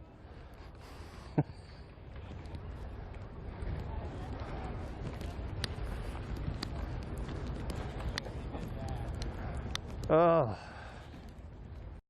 want me to tell a Yoda the Wonder Pug story? I could tell everybody a Yoda Wonder the Pug. I mean, again, there's not a whole lot that's going on.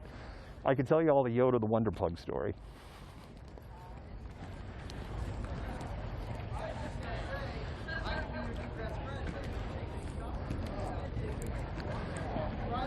You know, but right now, things are very, very quiet. The light isn't very good back in this area. I don't know how much you can kind of see what's going on. And so this area that I'm at, I'm just seeing what my framing is. Give me a second here as feeds up. I think if I tilt this down a little, you might be able to see. I don't know how well you're going to see it here, but back at the start of CHOP, there was these vegetable and flower garden beds that were planted out here. And people have been coming in and caring for them. They've been coming in and bringing in water, and they've been collecting. We've had a little bit. Yeah, I guess you can see a little bit of it. They've been collecting some rain barrel water. You might be able to see some of those rain barrels in the shots. People have also been coming in and just filling them up, and they've been keeping the things here watered. And so we have all of these gardens here. Interestingly, this is another thing where it's just like the hypocrisy of the city makes me want to just put my head through the wall sometimes. the city asked when CHOP was going on not to use any nitro-based fertilizers, and also some people that parked cars out here, and they said, don't park your cars out here because this is a capped reservoir we're at. So under our feet is a reservoir and some of the drinking water supply for Seattle. When they do these sweeps, when they've done these homeless sweeps, they've just parked garbage trucks and other vehicles just all over up here on the top of the reservoir cap, you know, for hours. And no protocols taken on like, oh, okay, we're going to put this under the truck just to make sure because we don't want to contaminate the water supply, blah, blah, blah, blah, blah, blah, blah. It's just hypocrisy. And oh, you're just whining. It's like, no, this is not a left or right issue. Look, if let's say in your city that you lived in, and they have some silly ordinance, let's just pick some silly ordinance, like you can't paint your house pink. Let's say that's the ordinance. And you get a mayor, and the mayor likes the color pink, and the mayor orders City Hall to be painted pink. And so City Hall's painted pink. And then you go, you know, I always wanted a pink house, just like the John Cougar song. I'm going to paint my house pink. And then you get a ticket from the city because you painted your house pink. Would you not be pissed off? Would you not be going, what the hell? Regardless if you are political left, political right, centrist, right? Wouldn't you be like, this is BS? So if the city comes in and says, don't use nitrate fertilizer, don't drive your car up here, and then they come up here and drive and park their cars up here, isn't that total BS? I don't know why this is so hard to understand. I don't think it's like, I don't think these are hard questions or hard observations or unreasonable observations. Spring snacks are better. Hey, hey. Is it gone? Hey. Well, they welded them together. That's one thing. Like,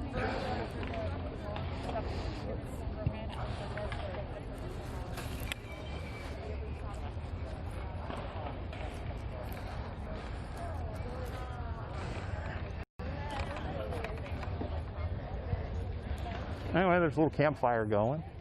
Everybody likes a little campfire. Hello. I am streaming, so. Gotcha, yeah. I'll just let you know the mic's hot.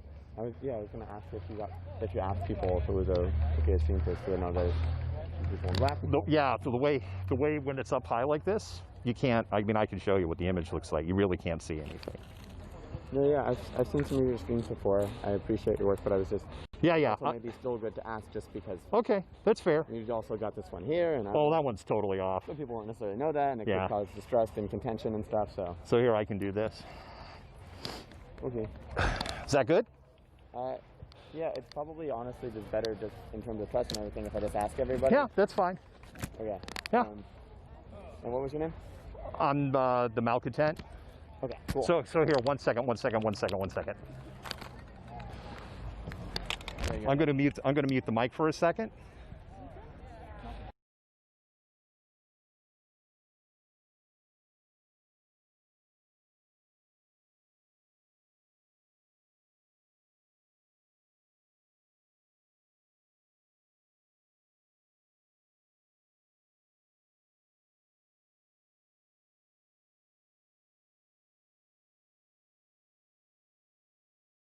Yep. All right, so my credentials will be cleared. That's all. Little journalistic conversation so that I can keep training. Because I have worked really, really hard to earn trust in the multiple groups, and I don't want to break the trust that I've earned, because I believe that all language of the story should be told. I have been to Trump rallies. I've been to Seattle police officer rallies. I've interviewed Peter Diaz of American Wolf. I'm laughing because it's like even the 3%ers are kind of like, yo, Peter, you're too crazy for us. Literally, go look at American Wolf Twitter. I'm not making it up. Like, dude, please just stay back.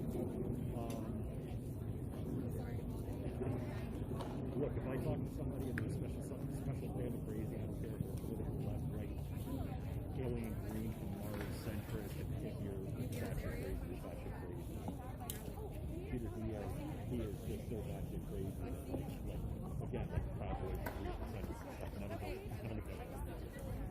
But I interviewed him, and I appreciate the interview.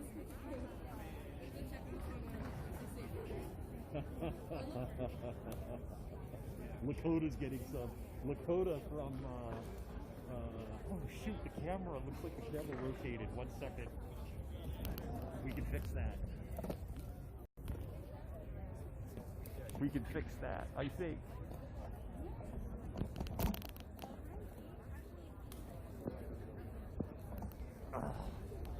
Actually, 2 technical problems. I probably got awful quiet for a second. 1 second here. There, now you can probably hear me.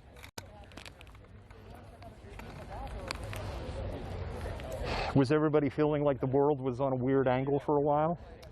So, Lakota and I have been haranguing each other while we've been streaming about the different doctors and Doctors Who's. And he's getting some payback on me tonight. So, well played, sir. Very, very well played. Oh, my goodness. There, that's probably a lot better. Hey, if any of the mods are on, like people that link to other videos and stuff, can we vet what this video is? And if it's something troll, like this just screams troll, right? They're posting it over and over again. So you know what? Goodbye. And if I just if I just put the ban hammer down on somebody that didn't deserve it, one of the admins or mods can figure it out. So, oh yes, they're rioters. Yes, you see the riot going on? Here you go. This is where the comments crack me up. See? Seattle, Washington. A city in ruins. A city living in fear. See? I can do the Fox News thing. Uh-oh. There you go.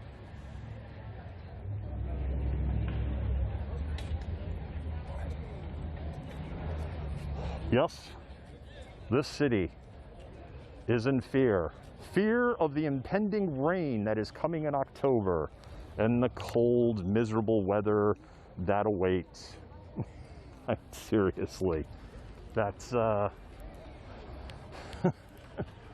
city that is in fear that Lauren Colt will get more than 15% of the vote in King County.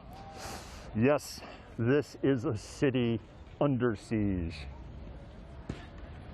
Soccer players live in denial as they play amongst the rioters. I don't know, let's go see if there's I'm just trying to see if there's anything going on.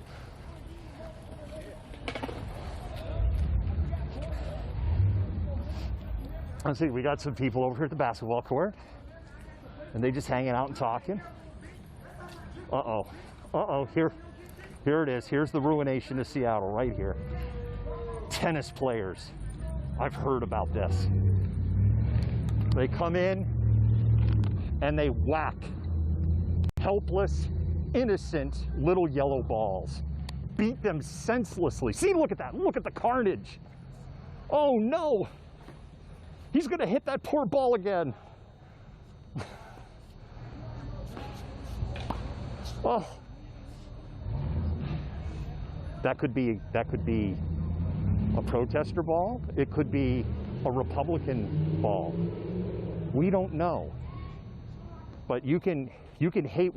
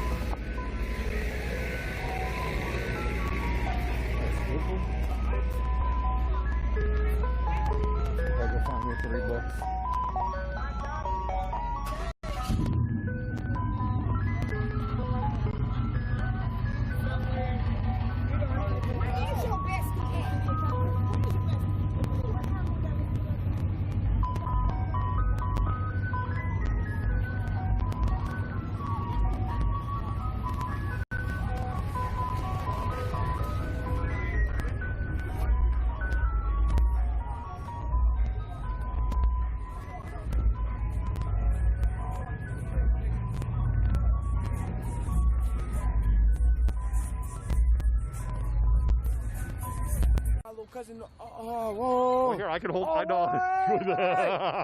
Oh, come When on, I see come if on, you come stand on. back, then here. Let's do this. Hey, wait. Let's do this. Hey, this shit might make me famous. I don't know how famous we're gonna make you on the malcontent tango here, but all right, let's see. All right, we got you framed up. You got me? We got you, and I'll just hold this out like that. I'll just All hold right. this out like that. So I can go anytime? You can go. All right, 5. Drop some 4, wisdom on us. 3, 2, 1. Hey, tune in live to That's the Game news station. I just like to tell you guys a couple words for consideration, rehabilitation for you white folk and all the other people that don't support Black Lives Matter. We're all human beings at the end of the day. We're just more holier than you guys, man. And it's just fucked up because we started a whole bunch of shit that you guys just took from us. You guys took us from a whole nother continent and brought us here.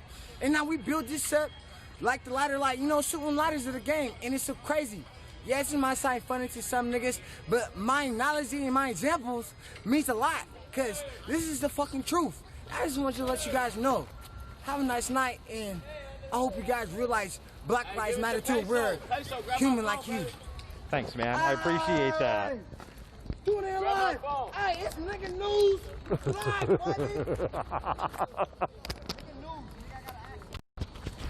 buddy. I can't repeat that, obviously, but I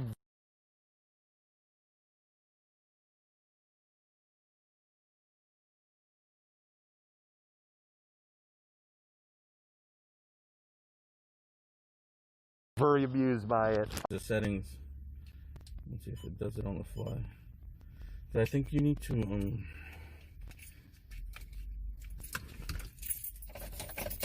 actually stop and reconnect.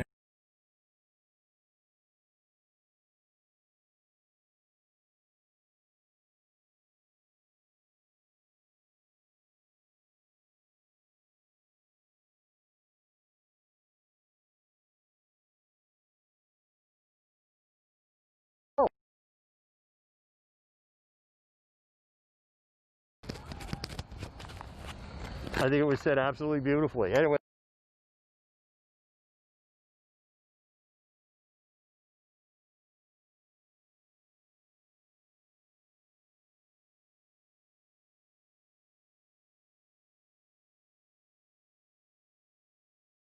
Well, that's one of the people that were playing. They were finishing up a basketball game a little earlier, and they just said they were.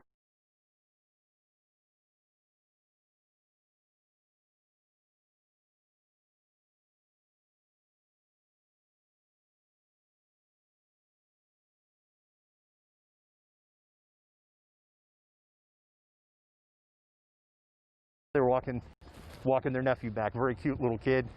Oh, it's a puppers! Hey there, puppers! But that's just not the case.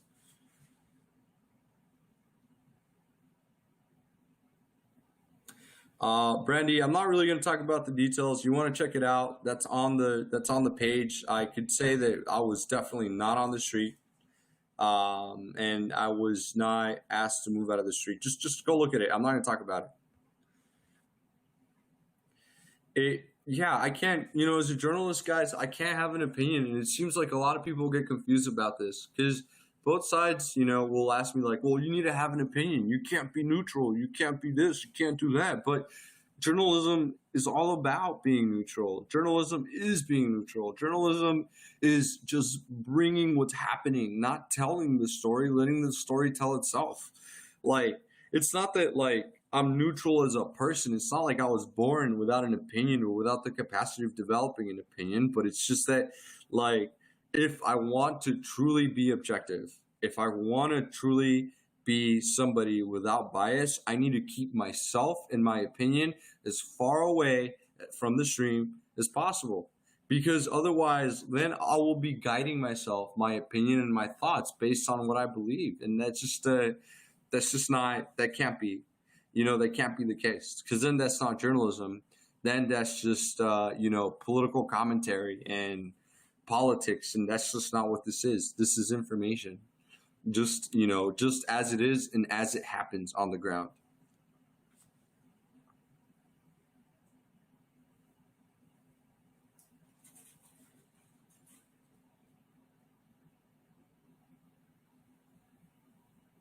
I want to address that. Like, many people feel like you need to know my opinion or you need to know what happens, or what I think, but that's absolutely not necessary, because no matter what I believe or no matter what I think about what I see, like, this is not part of my job. They're two separate things. My opinion is like right here, and my job as a journalist exists way over here. Two very separate things. They exist separately. They don't have to be together, man. Like, you could have an opinion and still be an unbiased, subjective journalist. It takes a lot of work, to know when you're being objective and to know when you're being biased, to separate your biases from what's actually happening. Like, it's hard. It's difficult, but that's honestly what I do my best, what I try to do best, and that's separate my opinion from what I'm capturing. It's ultimately, a good journalist is someone that can do that. And journalism is all about being able to separate opinion from fact, for sure. So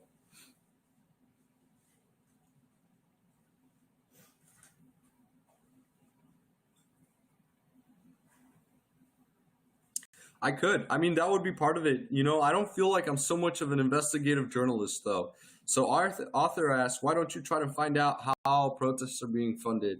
That's what journalism is. Actually, that's what investigative journalism is, which is pretty different from the kind of work that I do, because I'm not necessarily going in and investigating, but I'm more like just filming. If I could, I'd call myself a reporter, not an investigative journalist. Not yet, at least. Maybe someday I could be an investigative journalist, but that's a very, very different branch of journalism. Not every journalist is investigative.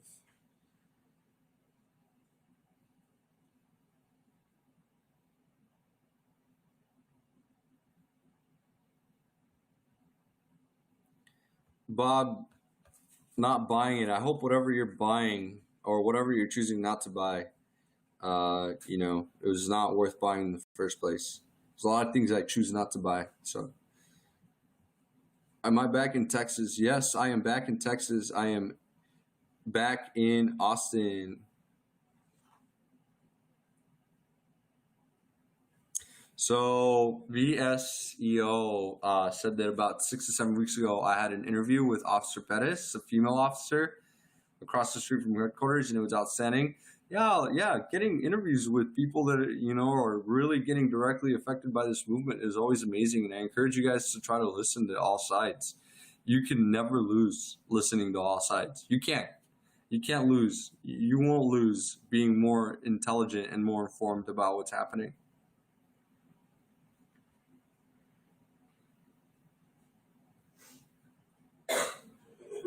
I'm on woke. Well, hi woke. How are you guys? I hope that you are enjoying this stream. Just kind of giving a recap of today. So real quick, for those of you that are just joining in, today we were at an unemployment rally, not promoting unemployment, that's horrible, but rather bringing attention to the unemployment that's happened as a result of the COVID-19 pandemic. There was a food dispensary, and also there was a group of United Restaurant workers called United 23 that were there to express their concern about the lack of appropriate government funding for the unemployment benefits program. They went from receiving $600 to only $300 a week, and that's really been hurting a lot of people, keeping them from being able to feed their children and forcing them to make decisions between groceries and bills. Nobody needs to be making those decisions by any means during this time, and it's a difficult situation that no matter where you're from, what you're doing, it's likely affected you in one way or another, and it's hard. I saw some people on stream that day, earlier today, say, you know what, well, this is, just find another job. There's still plenty of jobs out there. There's still plenty of this. Like, no, that's not the point of this. Obviously there are jobs out there still, but not everyone could jump from being a restaurant worker to being a software developer. It's just that's horrible. I mean, I think that we should focus on trying to get everyone on their feet. We're only as big as our weakest link, and we need to focus on our weaker links. So,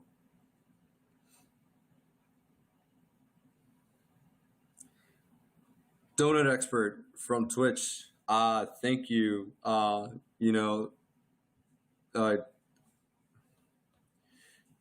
I appreciate your appreciation for my work. Yeah, that's the point, Tanya, and I think we all should. You know, like I think we could all have an opinion and have political views and also see the bad and the good in everything that we believe in. Because everything's always a little bit right and a little bit wrong. I'm big about this. And if you want to hear me rant about it for forever, you know, Sunday night at the Lincoln Memorial here on the page, I took like an hour where I just ranted about how I think there's good and bad on both sides and how we should be as, you know, as good as we can at being critical about the things and the information that we consume.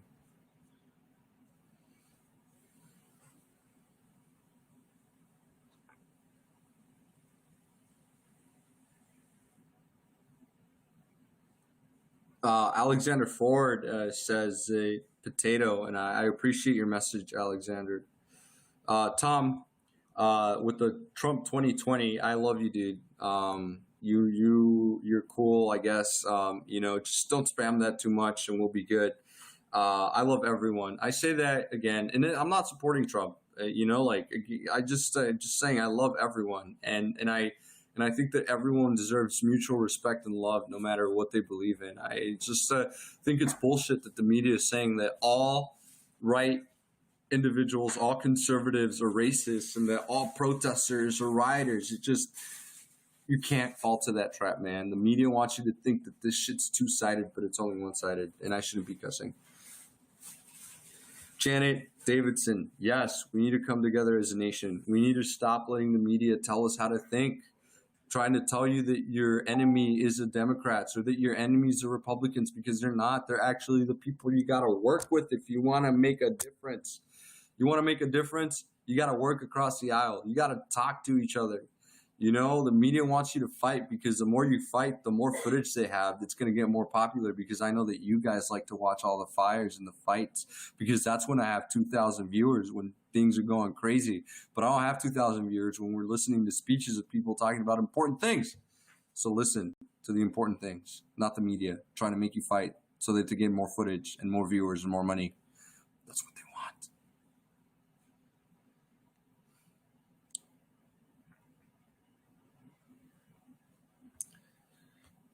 If you enjoy our stream, please share us with your friends, mods.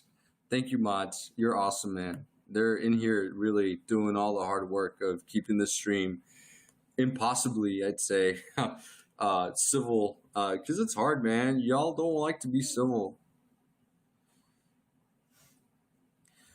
Greg asks, do you feel like you're starting to become biased through all of this? Eric Wood had to step away from that streaming.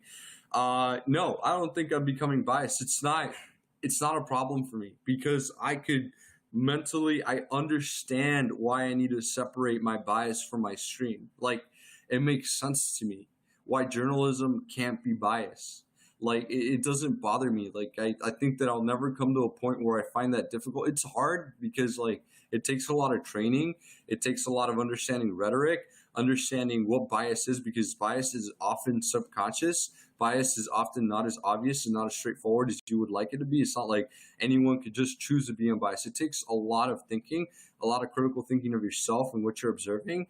But either way, I don't think it's going to affect me, because I understand the importance of being unbiased as a journalist. Like, it's just undeniably important. You look at journalism, and a lot of it, when you're studying journalism in college, a lot of it is teaching you rhetoric, logic, and reasoning so that you can understand the difference between bias and unbiased. That's the challenge of all journalists, is writing an unbiased piece. It's like that's like the biggest achievement any journalist can do. And if anyone thinks that journalism is anything else, they don't understand journalism. They don't want journalism. They want controlled media.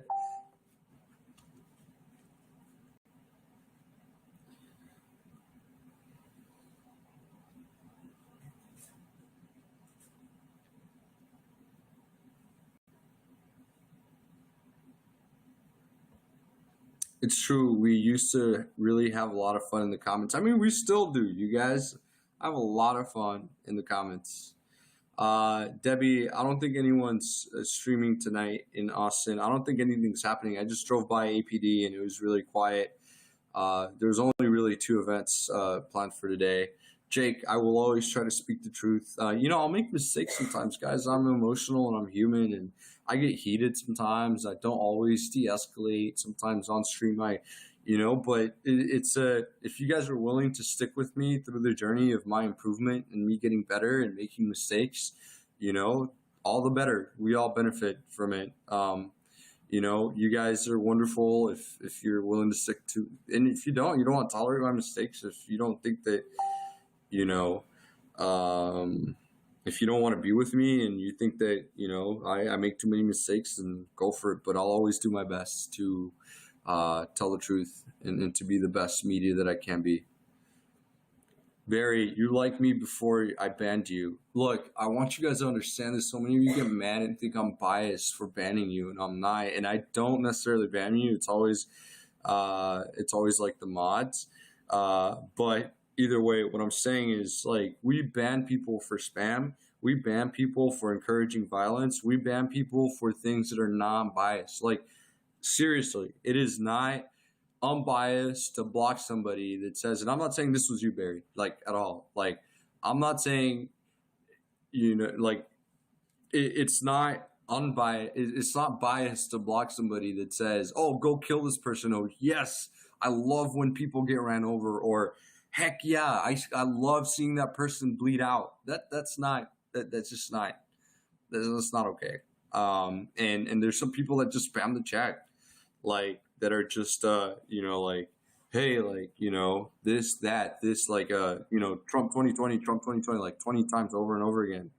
And, when you get banned, it's just really, really why you'd get banned. If you're spamming or you're not producing productive conversation.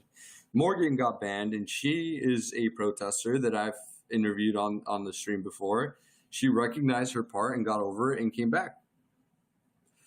Just so you know, it's not just, it's not just one side that gets banned. It's anyone that breaks those general guidelines of being nice, being civil, not spamming, not encouraging violence.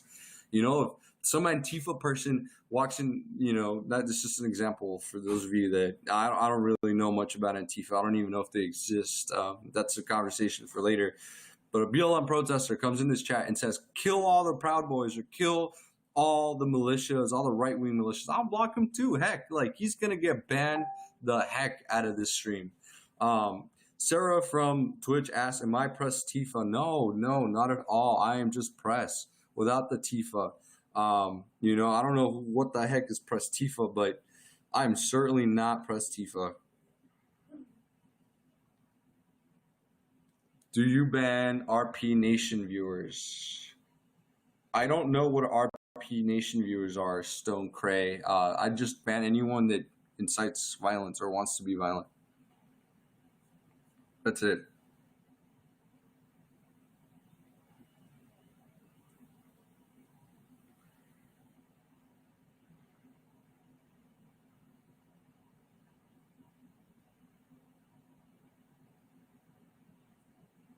No, Evelyn, spamming, I mean, it's cool if you put in the chat Trump 2020 once or twice, but if you put it 20 or 30 different times, heck, you could put Biden 2020 20 different times. You're gonna get spam too. Spam, look up the definition of spam. Spam is just like, when you're putting the same thing over and over again without a purpose. Like, if you're not, starting a conversation, if you're not really saying anything, you're just trying to fill up the chat with something that's completely unproductive and people are going to get bored of. I mean, even Trump supporters will get bored of you after a while. So again, you could put Bernie 2020, you could put, you could put Biden 2020, you can put whatever you want 2020 over and over and over and over and over again. It will get you banned. Like, it's spam nonetheless, no matter who you support. It's not because I like Biden. It's not because I don't like Biden. It's not because I like Trump. It's not because I don't like Trump. It's just because spam is spam, no matter where it's coming from.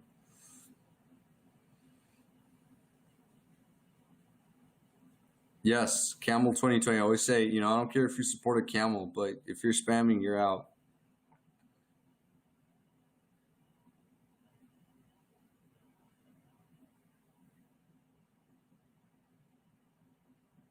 Antifa being a streamer, I don't know. I seriously don't know about Antifa being a streamer. I've never heard a streamer called Antifa for sure. I'm sure they exist, but I mean, I don't know.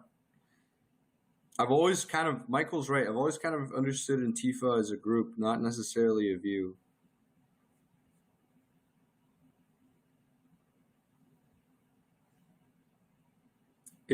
The mods say, we will also moderate spam about any political candidate posted over and over again. Dude, I get bored, man.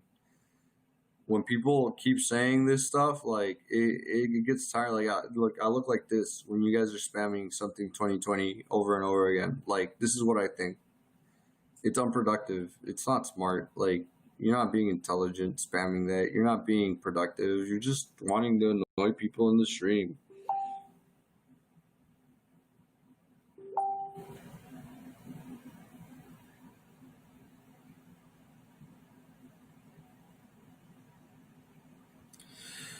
Barry, if the police tells you to move, you don't. Keep walking towards them for them to spray you and have it, which is the way it always was. It always was about you. Your anger got to you, and you want to blame others for laughing and other things. So you ban them. Listen to the police, so you're not angry. Barry, dude, I listen to the police, man. It's just you know what? I wish you could go out there. Like, go out there with your camera, honestly, and do what I do.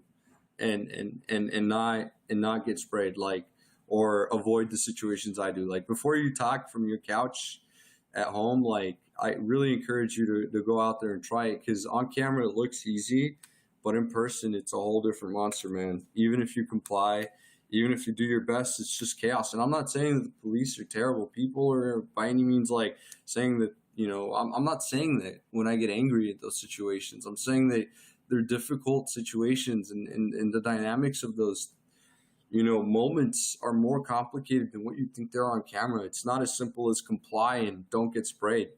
You know, I've been randomly sprayed for being too close to someone that got sprayed. I've been sprayed because I'm confused for something that I'm not. It just happens. Like, you know, it just, please understand that, Barry, and don't jump to these conclusions and don't think that it's that easy, because it's easier said than done, man. Seriously, it's easier said than done.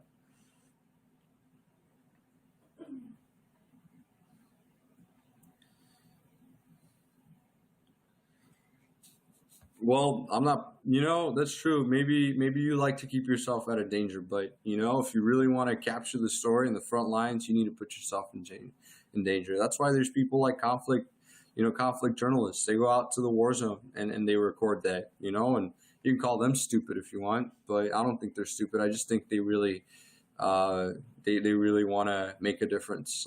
You know, putting themselves in danger is part of the job. If you really want to get that frontline footage, if you guys don't want frontline footage, then it's fine. You know, I won't give it. You don't have to watch this again. I will give it to you anyway. I like being in the front lines and getting that footage, but yeah.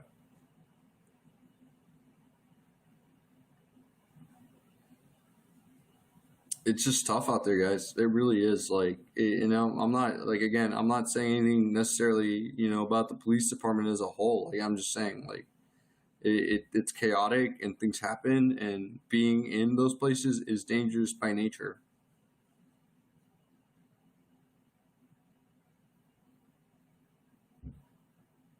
Yeah, Brian, exactly, man. Because you think that, you know, it's just one concern, but you know, I have to worry about police. I have to worry about protesters. I have to worry about everyone, because I'm a neutral party there. So, like, as a neutral party, I'm not explicitly showing my support for any of the two sides. And so that typically winds up in me getting attacked or me getting, you know, targeted or thought of as a threat, because I don't explicitly show my support for any of the two sides. It's just the nature of being neutral.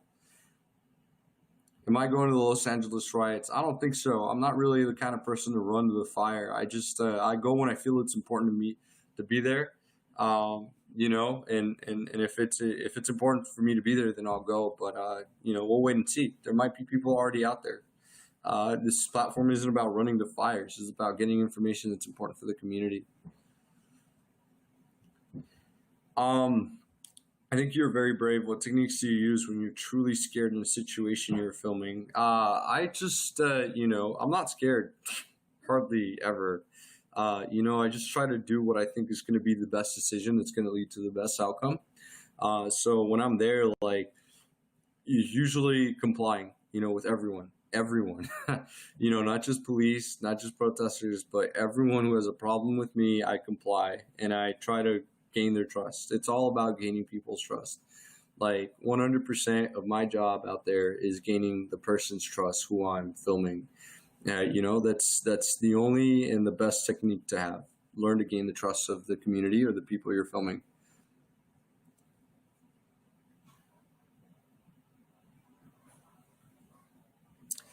I'm considering that, Brandy. I might go to Louisville. I really want to go see what's going on down there, man. It looks interesting.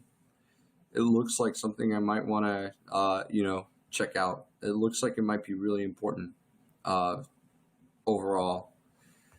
Can you share your experience with mass COVID precautions of protesters between cities you visited? It feels like generally almost every city, at the very least, has a sense of trying to wear a mask, being safe, being protected. I have never been to a city where like everyone's unmasked and you're like, oh my God, what's going on here? It looks like most cities and most people that are protesting and everything, at the very least, take consideration of the COVID, especially now because a lot of people are dying, getting sick.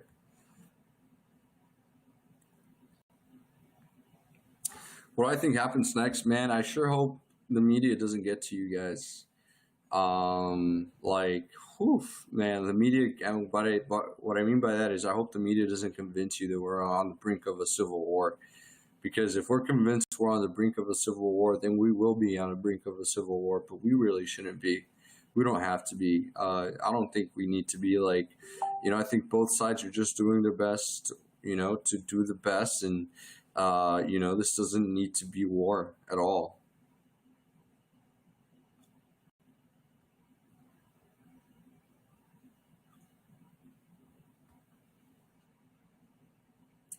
Hey, I really hope it's not war, guys. That's what I'm scared of, honestly. After the shooting in Portland, it just it could be war, and it just wouldn't be fun, man. That would be the worst outcome, in my opinion, here. But it looks like it could be headed that way again. But nobody needs to be at war. Nobody needs to die, man. Why do we think people need to die? It's disgusting. The idea that we think we need to be at war disgusts me. It makes me sad. It saddens me because that just means people are going to die, and on both sides. You're going to lose your mom. You're going to lose your father, your brothers, your sister. No matter what you believe, you might lose your loved ones for that. So let's not try to think about that. Pug Nation, does Soros fund you? Heck, is Soros funded me? Y'all are hilarious, man. That makes me laugh. I know it's all community run, and it'll always be community run. I depend a lot on your donations. I actually depend completely on your donations to do anything related to the stream. Heck, if Soros funded me, I'd be rich as heck, guys. I'd be out there with the professional camera, with the live view box. I don't know what kind of equipment I'd have. Heck, it'd be so much better. The picture wouldn't be all grainy right now. I want to look all blurry, and in like 780p or 480p, I'd probably be in some kind of 4K live transmission. But again, it's just that's funny. I'm all about the people, man. I'll never let any organization sponsor me that I think will get in the way of my ability to stay unbiased. Ever. Where money comes from is where, things get controlled. And so, just got to be careful with money, guys. I try to stay true. This is not about profit, so I don't really care if I make a lot of money or not. I don't even make money from this. I don't make a single dollar from your donations. It all goes to this. It all goes to keeping the stream going. And I've about just eaten up with I've eaten through all my savings. I've been doing favor on the side. I'm funded by favor, my job, which is how I sustain myself. And So yeah, guys, I don't take any of the money for myself. It's community.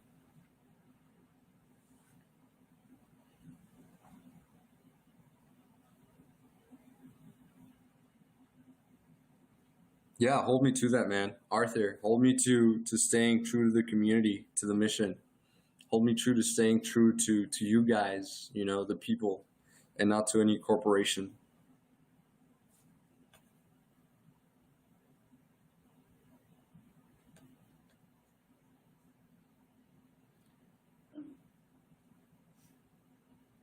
That's a funny question, Lisa. What do we apply for these Soros checks? I mean, I wouldn't do it, but heck, don't we all want to find a way to get money? Look, the Soros check didn't come this month. You could donate for Hiram's travel equipment at my Buy Me a Coffee or Venmo or anything. So I think I'll be I do have an LLC, guys, but I haven't really done anything with it yet. You know, I'm working to hopefully get it running, but it's gonna function more like it functions more like a nonprofit right now. I mean, it functions almost entirely like a nonprofit. The only reason I didn't start a nonprofit is because I've worked at a nonprofit as a program coordinator. And it's a lot of work. It's a lot of auditing. It's a lot of, you know, it was too much for me at the moment. Maybe at some point it might become a nonprofit, but tax wise and logistical wise, me, the one man with my mods, just can't run a nonprofit the way it needs to be properly ran. But we're an LLC technically that runs as a nonprofit. No. Crazy Bill, there should never be the wrong person you could shoot. Like, that should never bring a war. Like, you know, there should never be a person you shoot that starts a war. That's horrible. I mean, throughout history, obviously, that's the way it's been. But, like, we should avoid war at all costs. There shouldn't be like, oh, you shoot this person, it's war. That's just I think there's other solutions in war to this kind of stuff. How do you fly around, get a hotel room, and eat with no money? Again, it's all your donations. You guys fund me. Big Vanilla Cone. I think I do have audio. Hopefully, you know, Nuts Deep. Okay, I read that name, honestly, before I read it out loud before I read it in my head. Audio is fine on this side.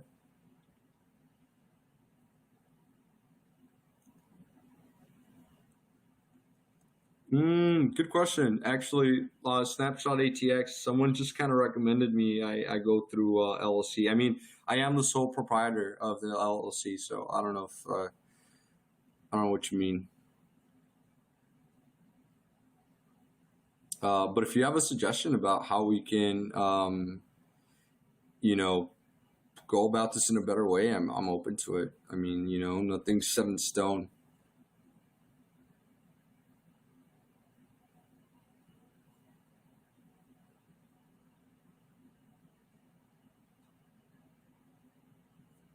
Guys, it's not about the money, man. Like, again, it's not about the, you know, how much I make. It's about doing a community service. To me, this is like my way of giving back to the community, my way of giving back to my home, to, you know, the things I care about most. So money is not on my mind. I don't care if I make money or not. I actually love this, and I will do it for fun. And if I didn't, you know, if I could, and I kind of do. I mean, that's kind of the purpose. You know, that's kind of how I've been doing it, actually. So yeah, money is not in the mind of this man. I do read Twitch, Garfields. I got you on here, man. I could even put your comment in the stream, in the overlays here. So thank you so much. I'm gonna call it a night, guys. It's been a long day, but thank you so much for. I think things are going to get funky.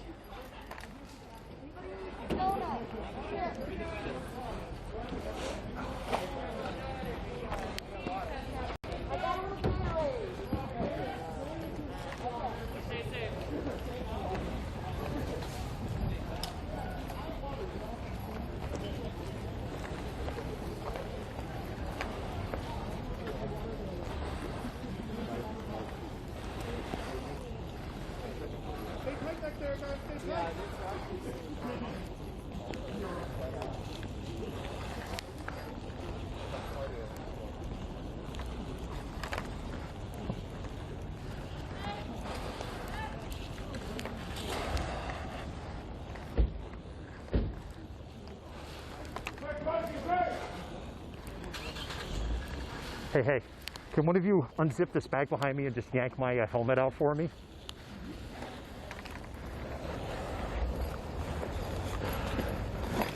Thank you. Want me to hold this while you get it? Yo, thank you so much, yes. Sort of crucial. There's a cop car right by the East Precinct. Come on, snap. I'm in, thank you.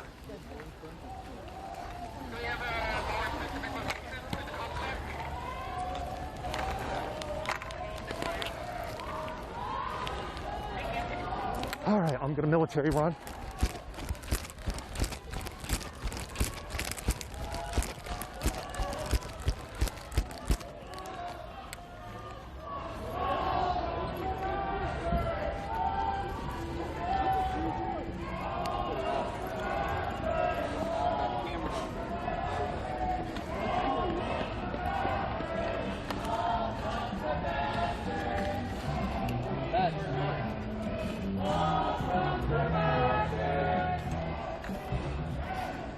So what's happened is the East Precinct has kind of turned itself into a fort. They reused a bunch of what are called ecology blocks.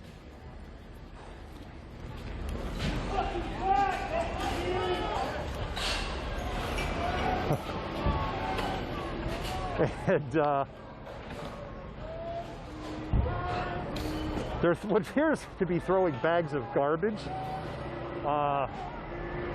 over the fence. So, one second while that fire truck's unrelated. There's a fire station about 2 blocks up the road. So what's happened is the East Precinct building, they put up these ecology blocks 3 or 4 high. Then they put up this fence even higher over that. And basically almost all the buildings have been boarded, all the windows have been boarded up. The police station itself is still operational and still being used. The ecology blocks, that's what Seattle calls them. I know. Believe me, this is why I tell people, it's like, I'm not as liberal as you think. They call them ecology blocks. Why blocks of concrete have to do ecology, I don't know. But what the cars just driving through, it's fine. They're the same ones that were used in CHOP. And the reason that we know that they're the same ones in CHOP is because they still have all the CHOP graffiti on them. So I guess they recycled them, we could say.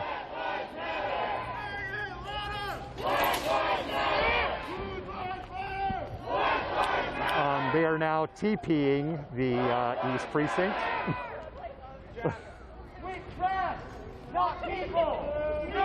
They're literally TPing the East Precinct building.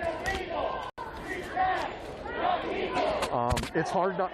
Come on, you have to admit it's a little hard not to laugh that they're TPing the building.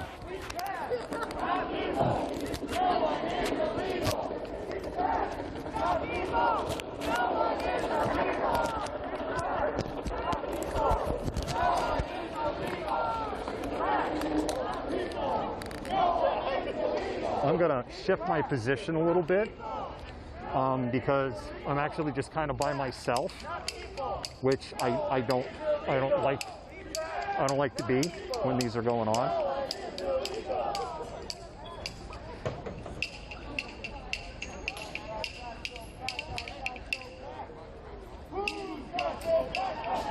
Oh,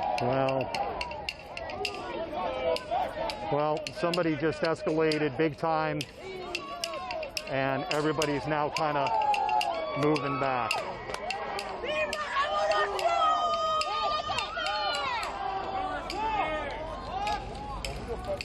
Who just did that? Who just did that?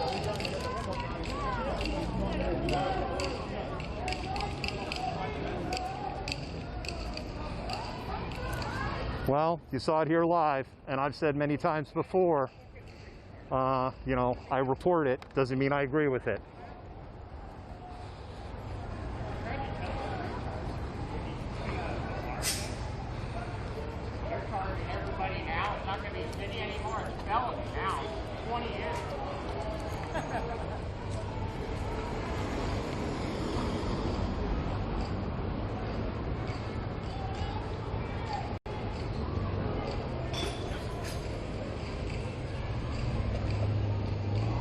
What I don't know at this point,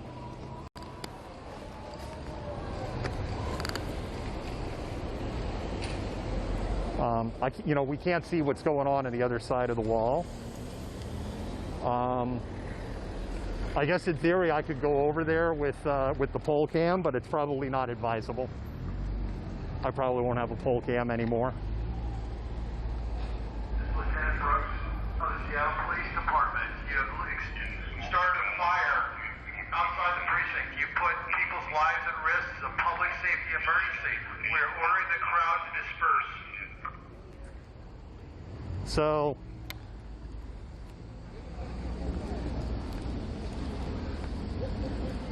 what SPD has been doing the last 24 hours is arresting streamers regardless of credentials.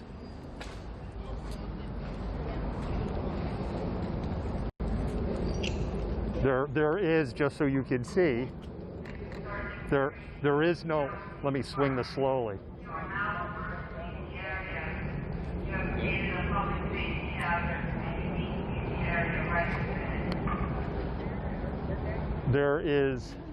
There's nobody here, right? The people that are out here are actually people that just live in the neighborhood at this point. There is an individual that's trying to put the fire out. There's a woman that's literally standing next to me who lives in the neighborhood. A couple other people here that are taking pictures, and it looks like another individual is kind of coming over to kind of try to help to put the fire out.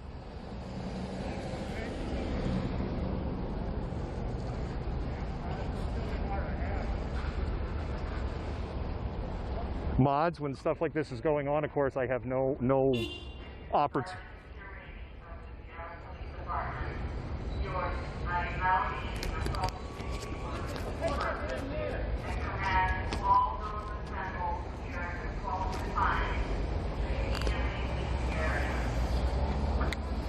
So, this is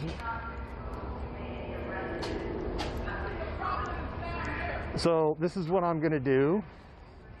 Is I'm just gonna move like a half a block back, so we can keep reporting the story.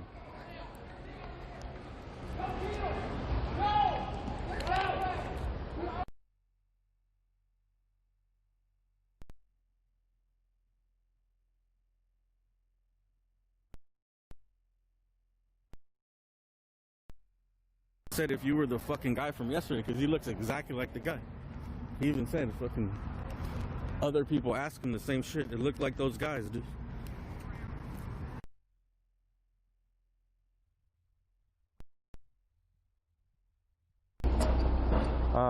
Nobody took a look at me in that one. Everyone dispersed or dipped out, or? Yeah. It was really quick, yeah. It does look like the fire is completely out. People that are talking to me, it's a couple of people that they're photographers, and so that's who's out here talking to me right now.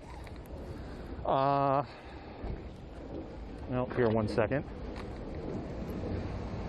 Well, this could be SPD. No exempt plates.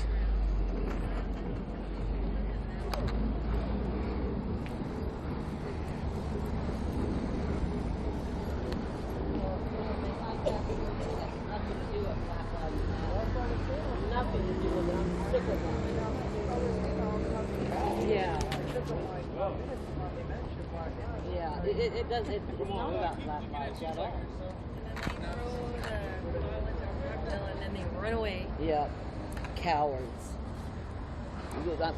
The black community needs to come together and chase them off. That's what they need to do. Well, that's what I want. I want people to come out here. Next time they come down, I just want to go home, get a job, something. Get out of here. Hey, see what happens when they get together. Mark.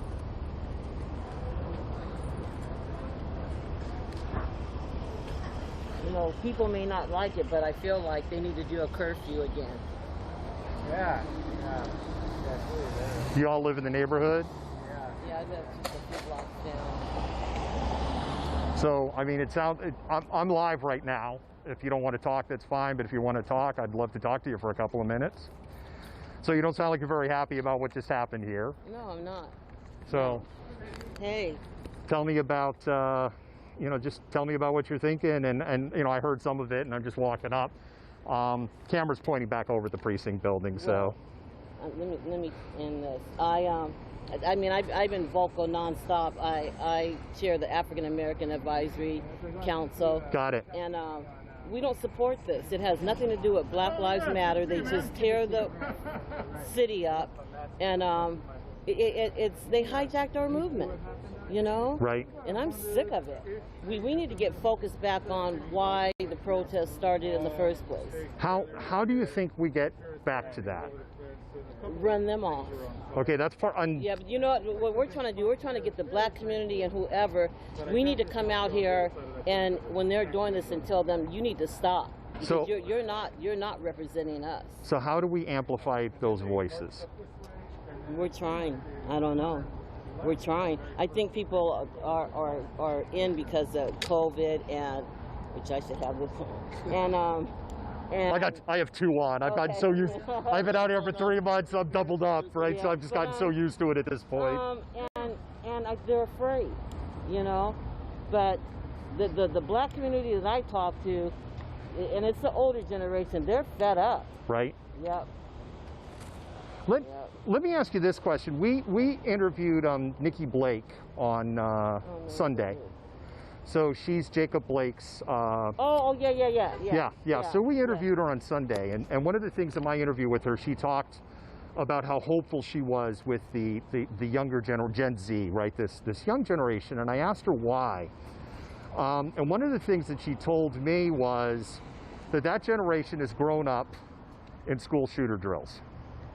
And so they have grown up going to school, kind of having drilled into their head that this may be the last day of your life because someone may come in and shoot up the school, and you have to be ready for this in school shooter drills, which I'm a product of Gen X, so grew up at the end of the Cold War, right, with this whole kind of, and when she said that, it really crystallized it, because Gen X really likes Gen Z. I've noticed that, right? And I think it's a common bond that we have. We kind of grew up with this fatalistic view. So the reason where I'm going with this is this.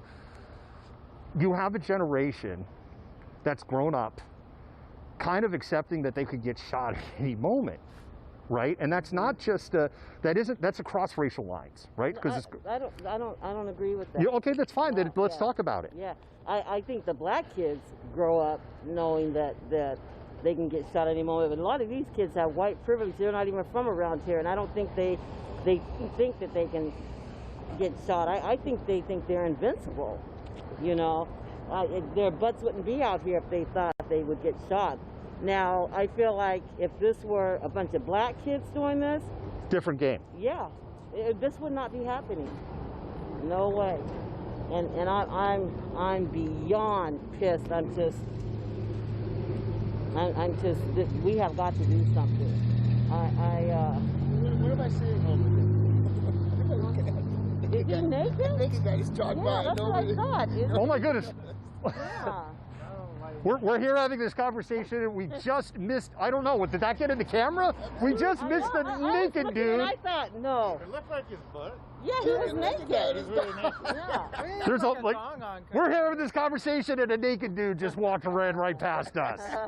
He's not worried about being shot or. He's not worried about anything, apparently.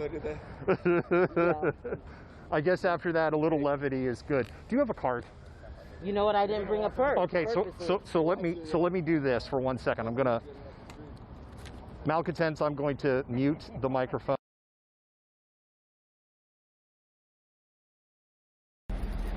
I'm not doing the let's look and see what the cops are doing where type of thing. But so we got the Tuesday night in Capitol Hill. Our Dirty Dog is closing for the evening. Our hot dog place is closing. So hey, let's can you send me out on the scene? I sure can. I'm 5'10", ordinary dude. 5'10"? Nah, come on, man. You gotta be taller than that. 5'10", ordinary you're dude. About right. You're about right. Never lied. I'm like 6'2.5", like, you know. You are. Look at this. Super extraordinary dude. You know. But you know, I'll tell you one thing. I did make this mask myself, man. Shout out to my auntie. Look at your auntie You know did that. No, did she help? She inspired me. She inspired you. I got the sewing machine and did it myself. What? I love it. You actually have a sewing machine. I don't. Man, I need a sew. I want to sew. I can't sew. I got it on Nextdoor. Really? You know Nextdoor? I do know Nextdoor. I do know Nextdoor. I love Nextdoor. I got it for free on Nextdoor. It was someone else's grandma's. Are you kidding me? I brought it back to life.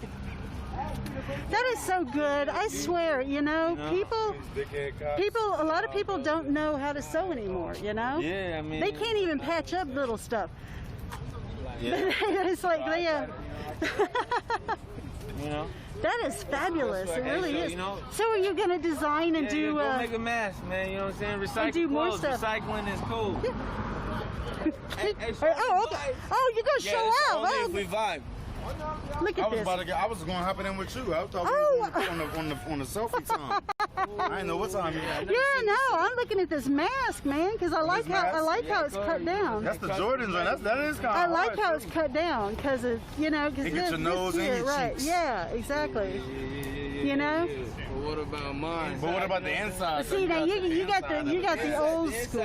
You got the old school. And I love the camera. Look at this. You got Gore-Tex in that shit. You heard me?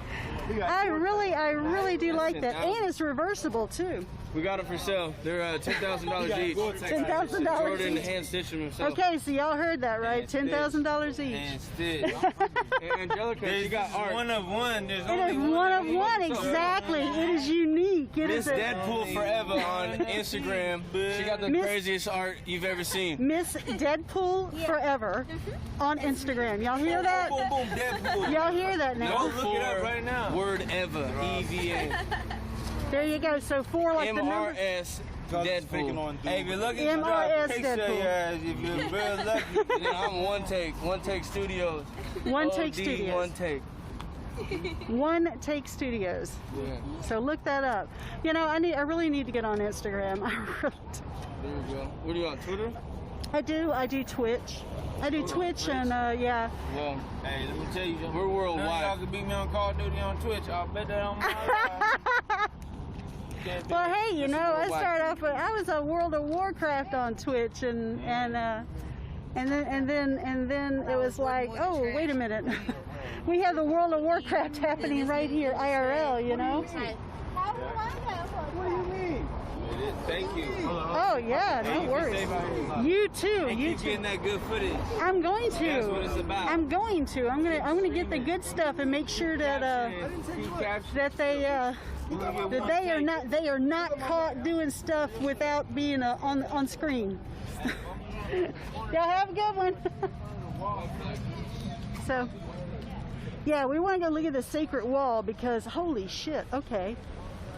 Whoa. Oh my goodness. I did not realize. He was like a superstar. I did not realize. Oh my goodness gracious. Will you look at this? Holy shit.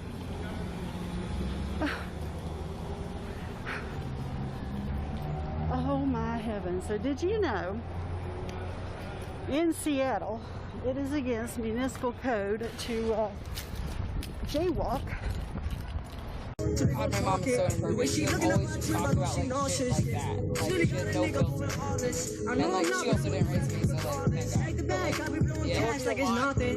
Back, she gon' throw it back, let me touch it. Hit it once, she told her she loved it. Yeah, Call me no, they tried to get her back twice, and she like each time like fumbled it, and she like plays the victim. But she has a like lower IQ. She had carbon monoxide poisoning when she was 26, like 4 years before she had. I went to go look at the comments to see, hey, did Naked Dude come by? And there's just so many comments, I don't know.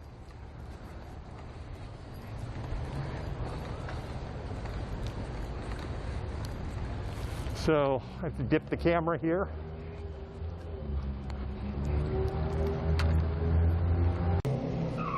one level, so you had just the one level, right?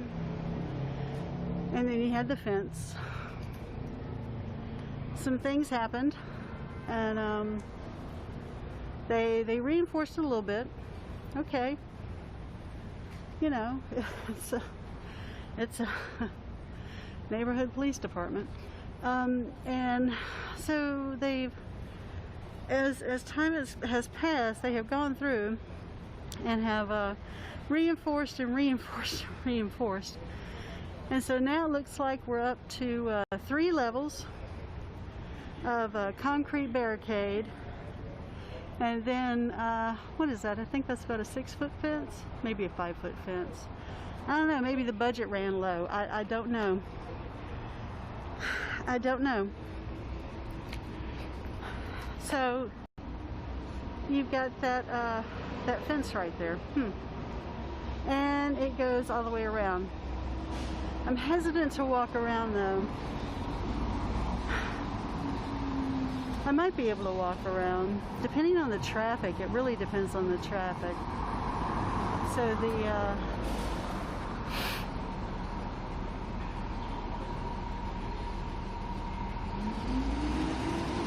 okay, so let's walk over. Wow, I mean, look at this. This is like welded. It's welded. It's bolted. They've welded the bolts. Okay. And wow, holy crap! And then they've strapped it. So you see the straps, metal straps, reinforcing straps to link and reinforce all of it. And it's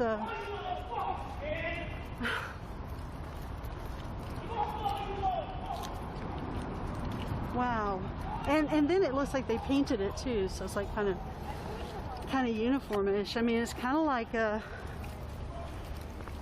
don't know what, early Berlin. I'm not really sure. I haven't seen images of early Berlin with the when they first started building the wall. So, and then here was the tree that one of our folks went up.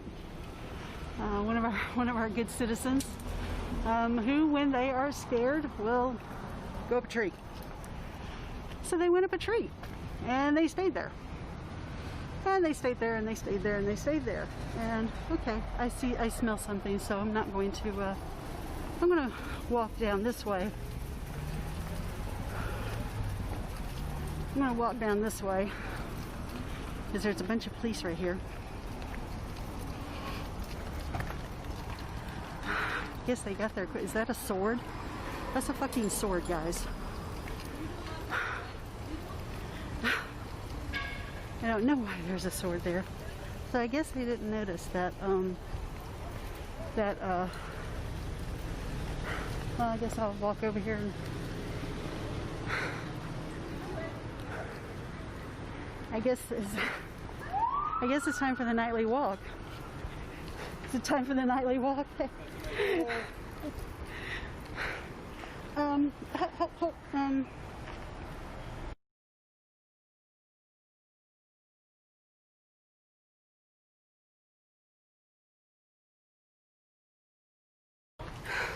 So anyway, so we have all of the cars are out here, and they're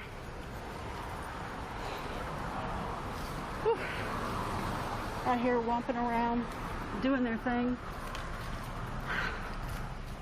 and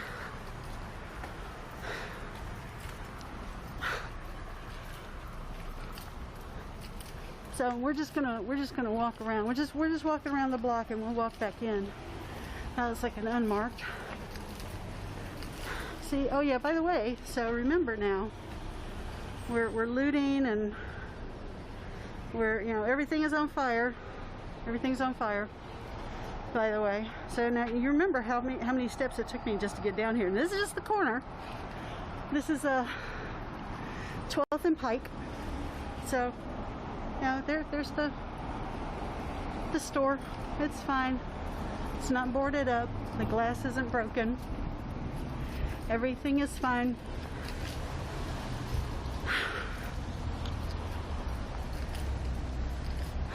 But yeah, one of our lovely folks. Actually, he's a very, very nice person. But he doesn't deal with confrontation really well at all. An aggressive confrontation just really scares him. And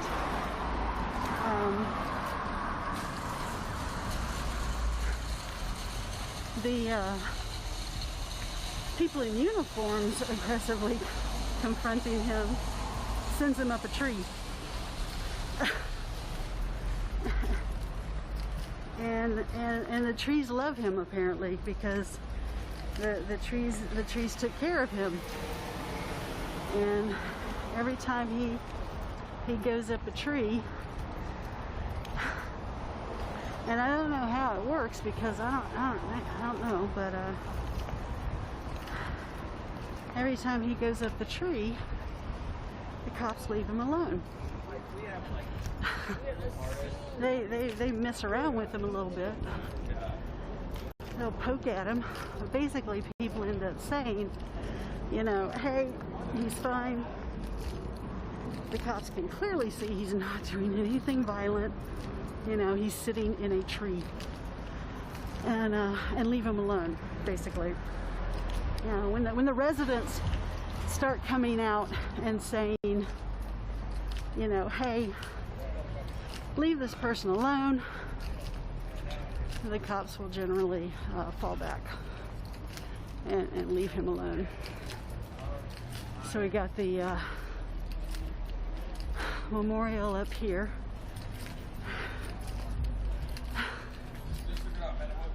And so what we want to look at is,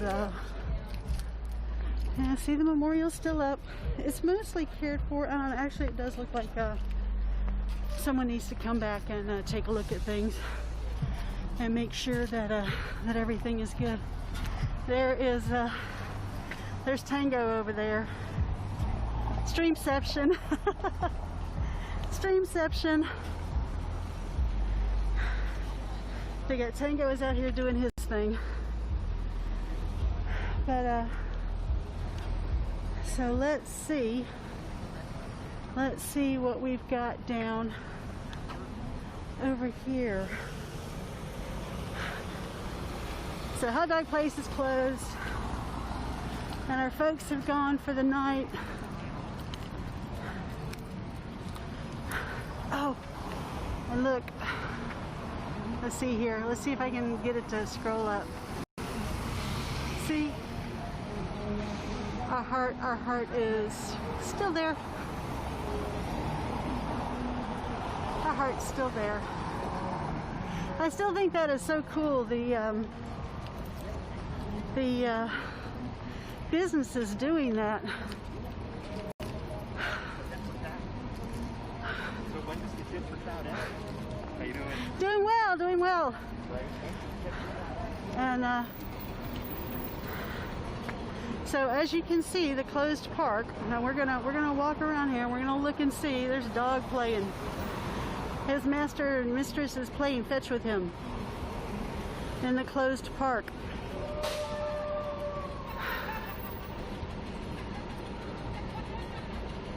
Huh.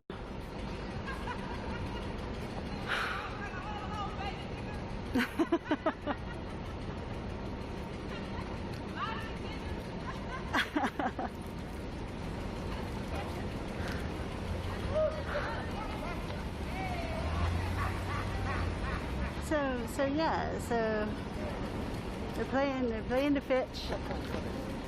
Oh goodness. He like just kind of blends. And so when does the tit for tat end? How you doing? Doing well, doing well. Right? When does the tit for tat end? When does it stop? Because if somebody doesn't blink, if sanity doesn't prevail, We're going to go to a place that nobody wants to go. And anybody who thinks they're immune to it, they're out of their minds. You're not going to be immune to it. So,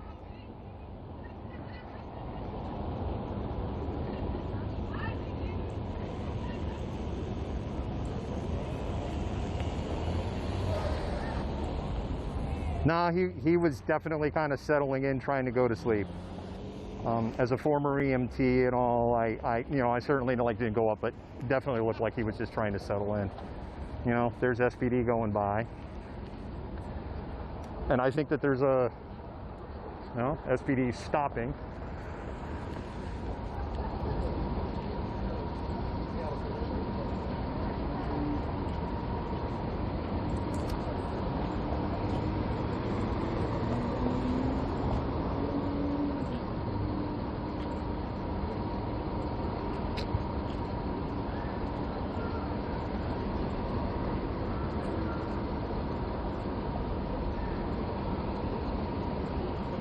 We'll just keep the camera here for the moment. There's another streamer here to my left. And again, SPD has been going after streamers in the last 48 hours, 72 hours in particular.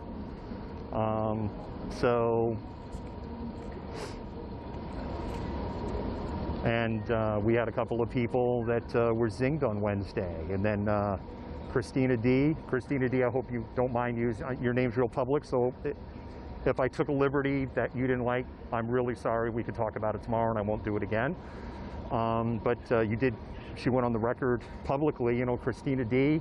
SPD grabbed her camera and gimbal out of her hand on Wednesday, threw it on the ground, and intentionally smashed and broke all of her equipment, despite being identified press. So,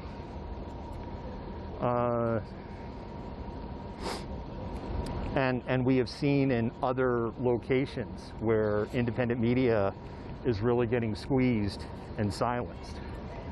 And I think at the end of the day, as somebody had said earlier, I do have a fair amount of privilege, which, fair or unfair, that kind of enables me to move around.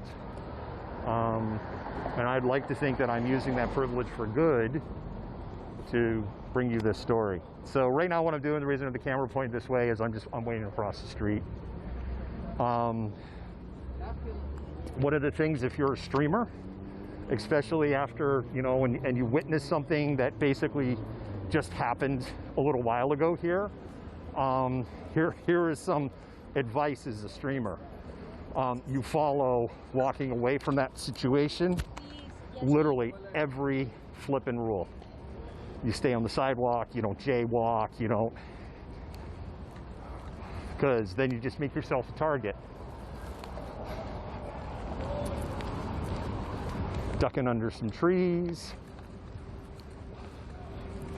I'm going to put in a shameless plug. I don't know, can you all see this? Here, let's do this. I think I have the Rancho Bravo sign framed up real good there. Best tamales in the city of Seattle. Right here, Rancho Bravo. And then there's another place, Korean place. There's like 3 food places down here that I'm super fueled by, and this is one of them. Tamales at Rancho's Bravo are off the friggin' hook. Love the tamales here. And I lived in Texas for 8 years. I know good tamales.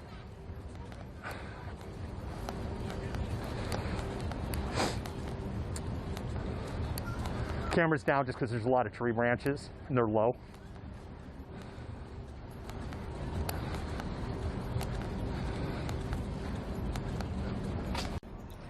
I remember this part. Hold on.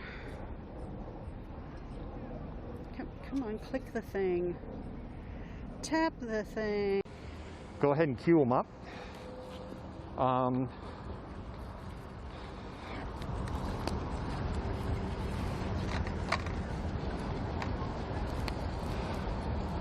You know, this right here is the the Black Lives Matter mural that was painted during CHOP. And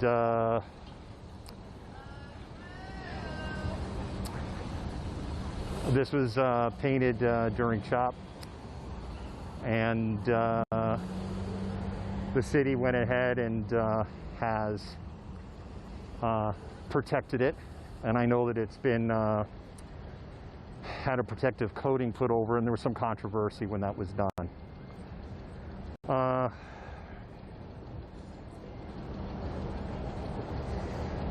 It's really complicated because there are a bunch of things that have combined together in this aggregate. And you have Black Lives Matter. You have a nation that is slipping into sectarian violence. I mean, we've kind of have had a couple of little things of sectarian violence, and if you we're in this weird amalgamation right now of 1919 and 1932 Germany without the hyperinflation in the case of 1932, where Germany just had unbelievable hyperinflation. Right, and we're like in this weird combination of these two things. And I'm not going to do a history lesson because I'm tired of like repeating myself over it. But you can kind of look up on what was going on in 1919 and go look up what was going on in 1932 for yourself, if you care. And then we have this issue of racial injustice. Put up a story today. 2 white people, 72 and 77, unload their guns on 3 black men who are literally returning a U-Haul truck. They're at the U-Haul, they're returning the U-Haul truck, and they're returning the U-Haul, and these 2 vigilantes decide, well, you know, they're gonna bang bang, they're gonna shoot them up. Now, nobody was shot, and the 2 vigilantes are now, are now in jail. Oh, well, this could be interesting. I guess what I'll do is I'm going to move to the edge here.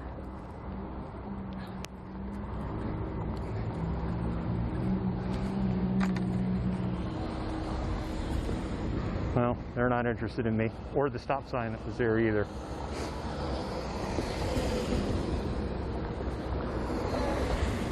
Hey, you know, I would say they're clearly looking for someone, and it's not me, so. Again, I didn't do anything wrong. I held the camera. But based on, again, the way the streamers have been treated in the last, particularly 96 hours, I would say, the last 4 or 5 days, I think there's a healthy degree of, hey, what's going on? All right, so I'm going to bring the camera down. I'm feeling my other phone just is. My other phone is like a sex toy in my pocket. It is just vibrating endlessly. So, you know, I'm sure people want the video and stuff. Let's see. Let me see some of your comments and questions here. And the other thing is, you may have asked a question. If I don't answer your question, it's not me. It's Facebook, it's Zuckerberg. He doesn't show. It doesn't matter what I set it to. I've had people go, well, you have it set to just relevant content. No, if I set it to all comments, I still don't see everything. Sorry. So if I skip your question, it's nothing personal.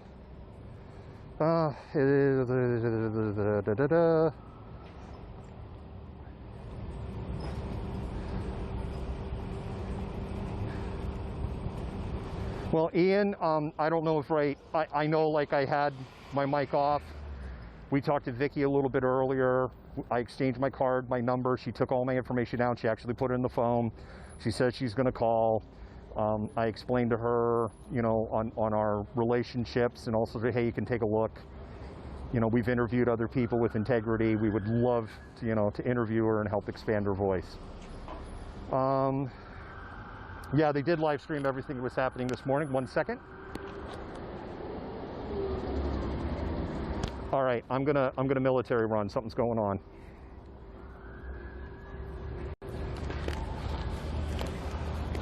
Multiple police cruisers, other side of Cal Anderson Park, lights on, sirens, there is something going on.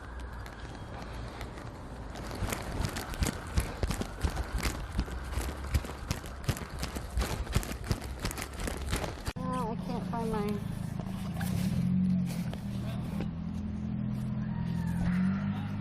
Actually, let's just go ahead and do this now.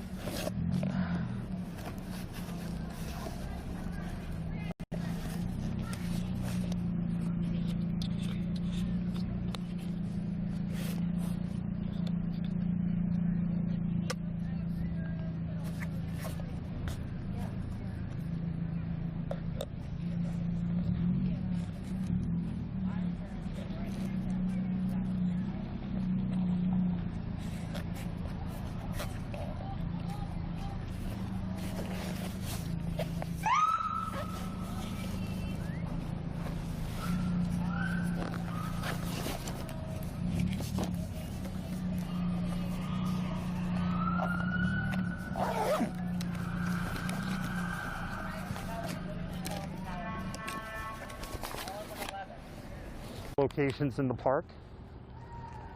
I don't want to be running this way and that way because they're moving. This is definitely a parade. They are literally circling the park right now, okay? They're literally circling the park like cowboys and Indians, okay?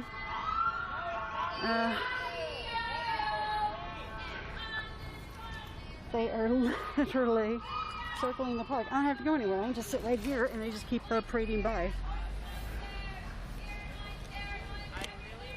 Oh goodness. And here I am, thirsty as can be. Ugh.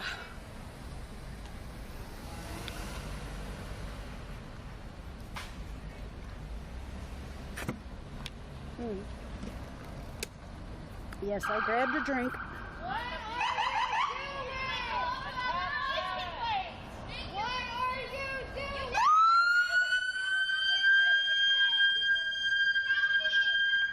Now, bear in mind as well, this is a residential neighborhood.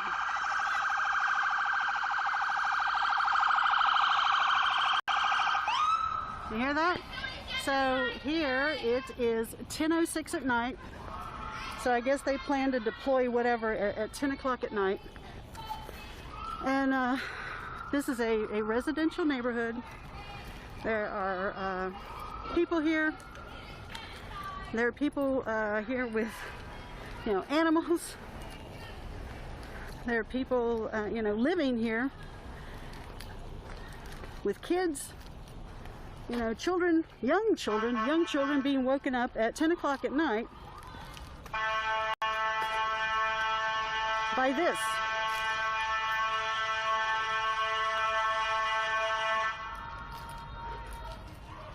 And I don't know what they're doing. They're just, it looks like they're just driving around in circles. I don't know why.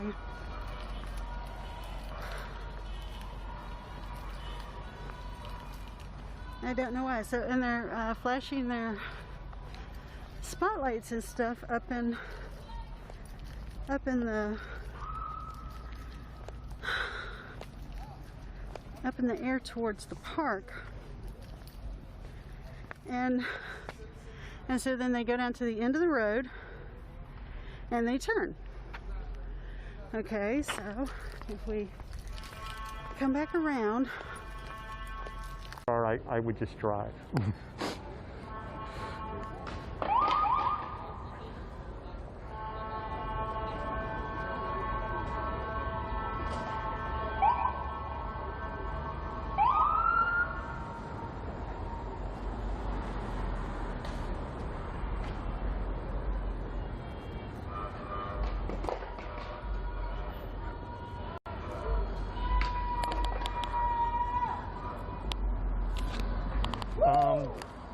Is that naked dude again? No, there's like, I think it is. I don't think it was naked dude, but we'll keep the camera going here.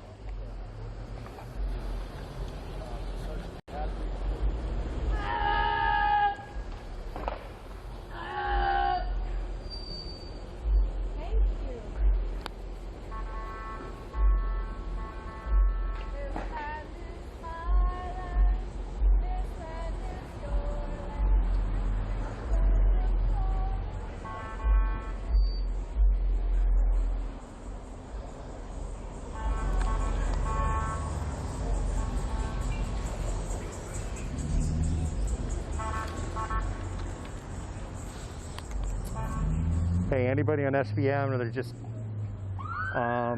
you know, someone could just in the chat or whatever, or send a PM to the Tango. I just want to know somebody's got eyes on me, because I'm literally out here by myself. Yeah, it was interesting.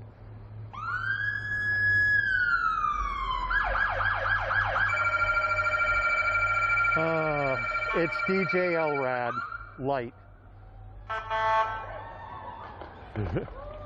I'm sure that people are like, what about the noise when they're chatting? It is after 10 o'clock. Right. Why we doing all the sirens, I don't know.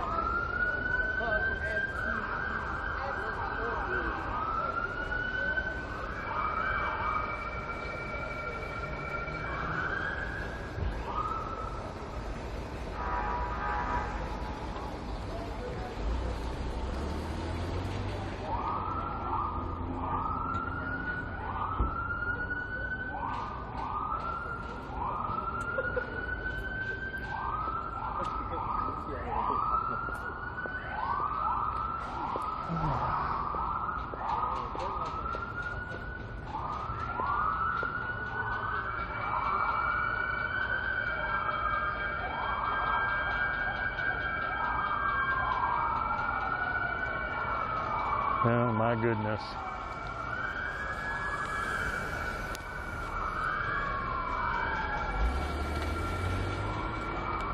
You know,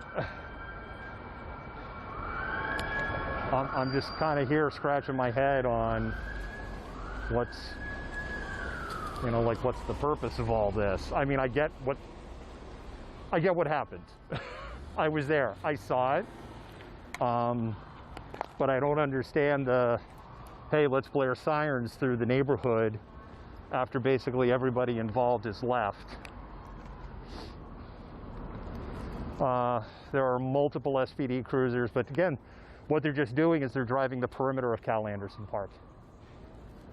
And I think maybe this angle, you might be able to see the lights in the distance, and then you'll also be able to see the police cruiser, they come down. So again, we'll just kind of continue. So for those of you just tuning in, we are live. We are in Seattle. We were at Cal Anderson Park. There was a direct action that happened a little while ago. I know you can't, it used to be you could rewind the streams. Facebook doesn't let you rewind the streams anymore. So if you didn't see it, you'll have to come back. There was a group that came in. They threw bags of trash and they kind of TP'd the Seattle East Precinct building. The East Precinct building has essentially had what they call ecology blocks in Seattle lingo. Don't shoot the messenger. They are stacked maybe 6 to 8 feet high, roughly. And then on top of that, there is a fence that is at least 6 feet high. So a group came in and threw bags of what initially appeared to me like bottles and stuff, but it wasn't. Apparently it was bags of garbage. And they threw some TP, and at first I have to admit, like when they started throwing the TP over, I had kind of started to giggle, because it was like, oh man, they're you have to admit, right, they're TPing the police station. And then somebody threw, the accurate word here is an incendiary device. Somebody threw an incendiary device.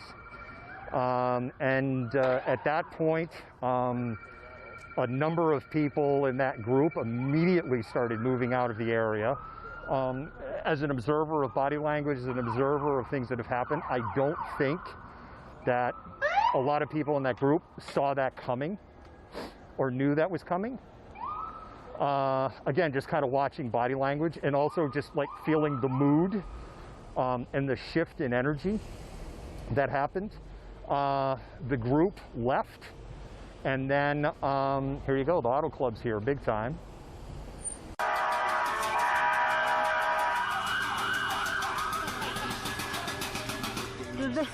They're actually including this in their video. I love it. This is awesome. This is so amazing.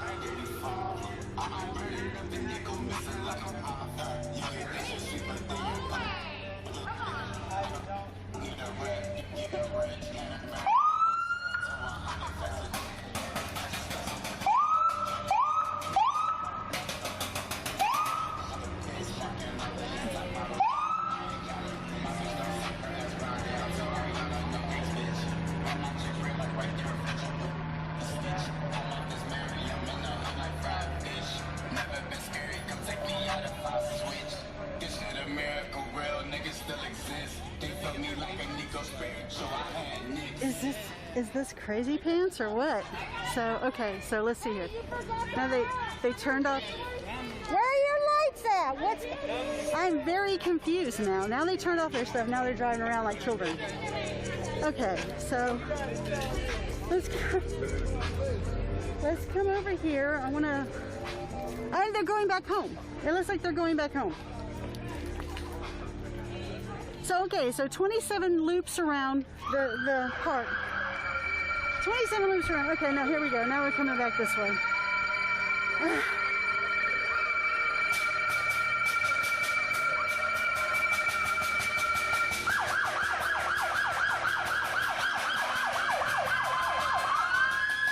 my God.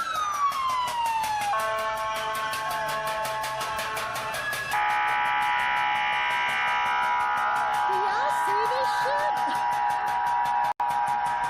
Is this the craziest damn shit you have ever seen in your entire life? What the fuck? Okay, so now they turned around. Okay, so the other guy is going back around the other way now.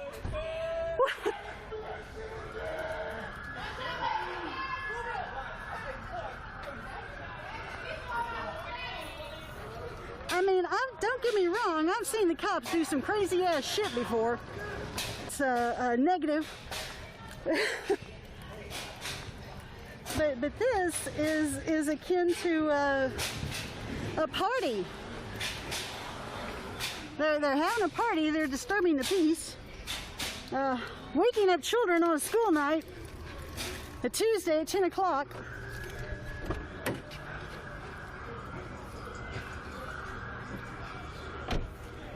And it's like, what the actual, you know? I don't know why they're doing this. I have no idea.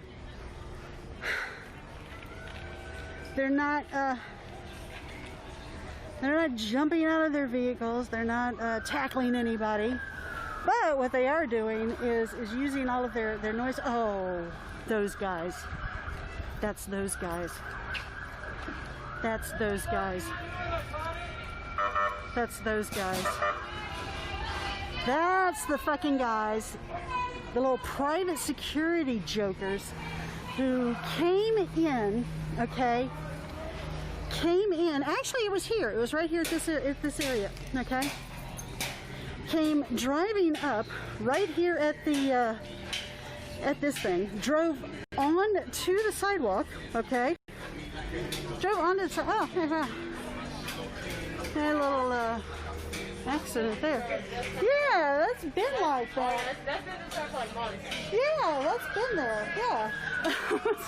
But yeah, so they came up, drove up on here, and started harassing like a couple of girls who were here, and they weren't doing anything. They were literally standing, like minding their own business. And so they drive up onto the sidewalk and they start making weird gestures and mocking one of the girls and like chesting her. They actually chested her, you know, like brothers. And these guys then at this point in time, SPD basically joins them. And, you know, the protesters that were here that night, they came over and they're like, what the fuck are you doing? You know, why are you harassing these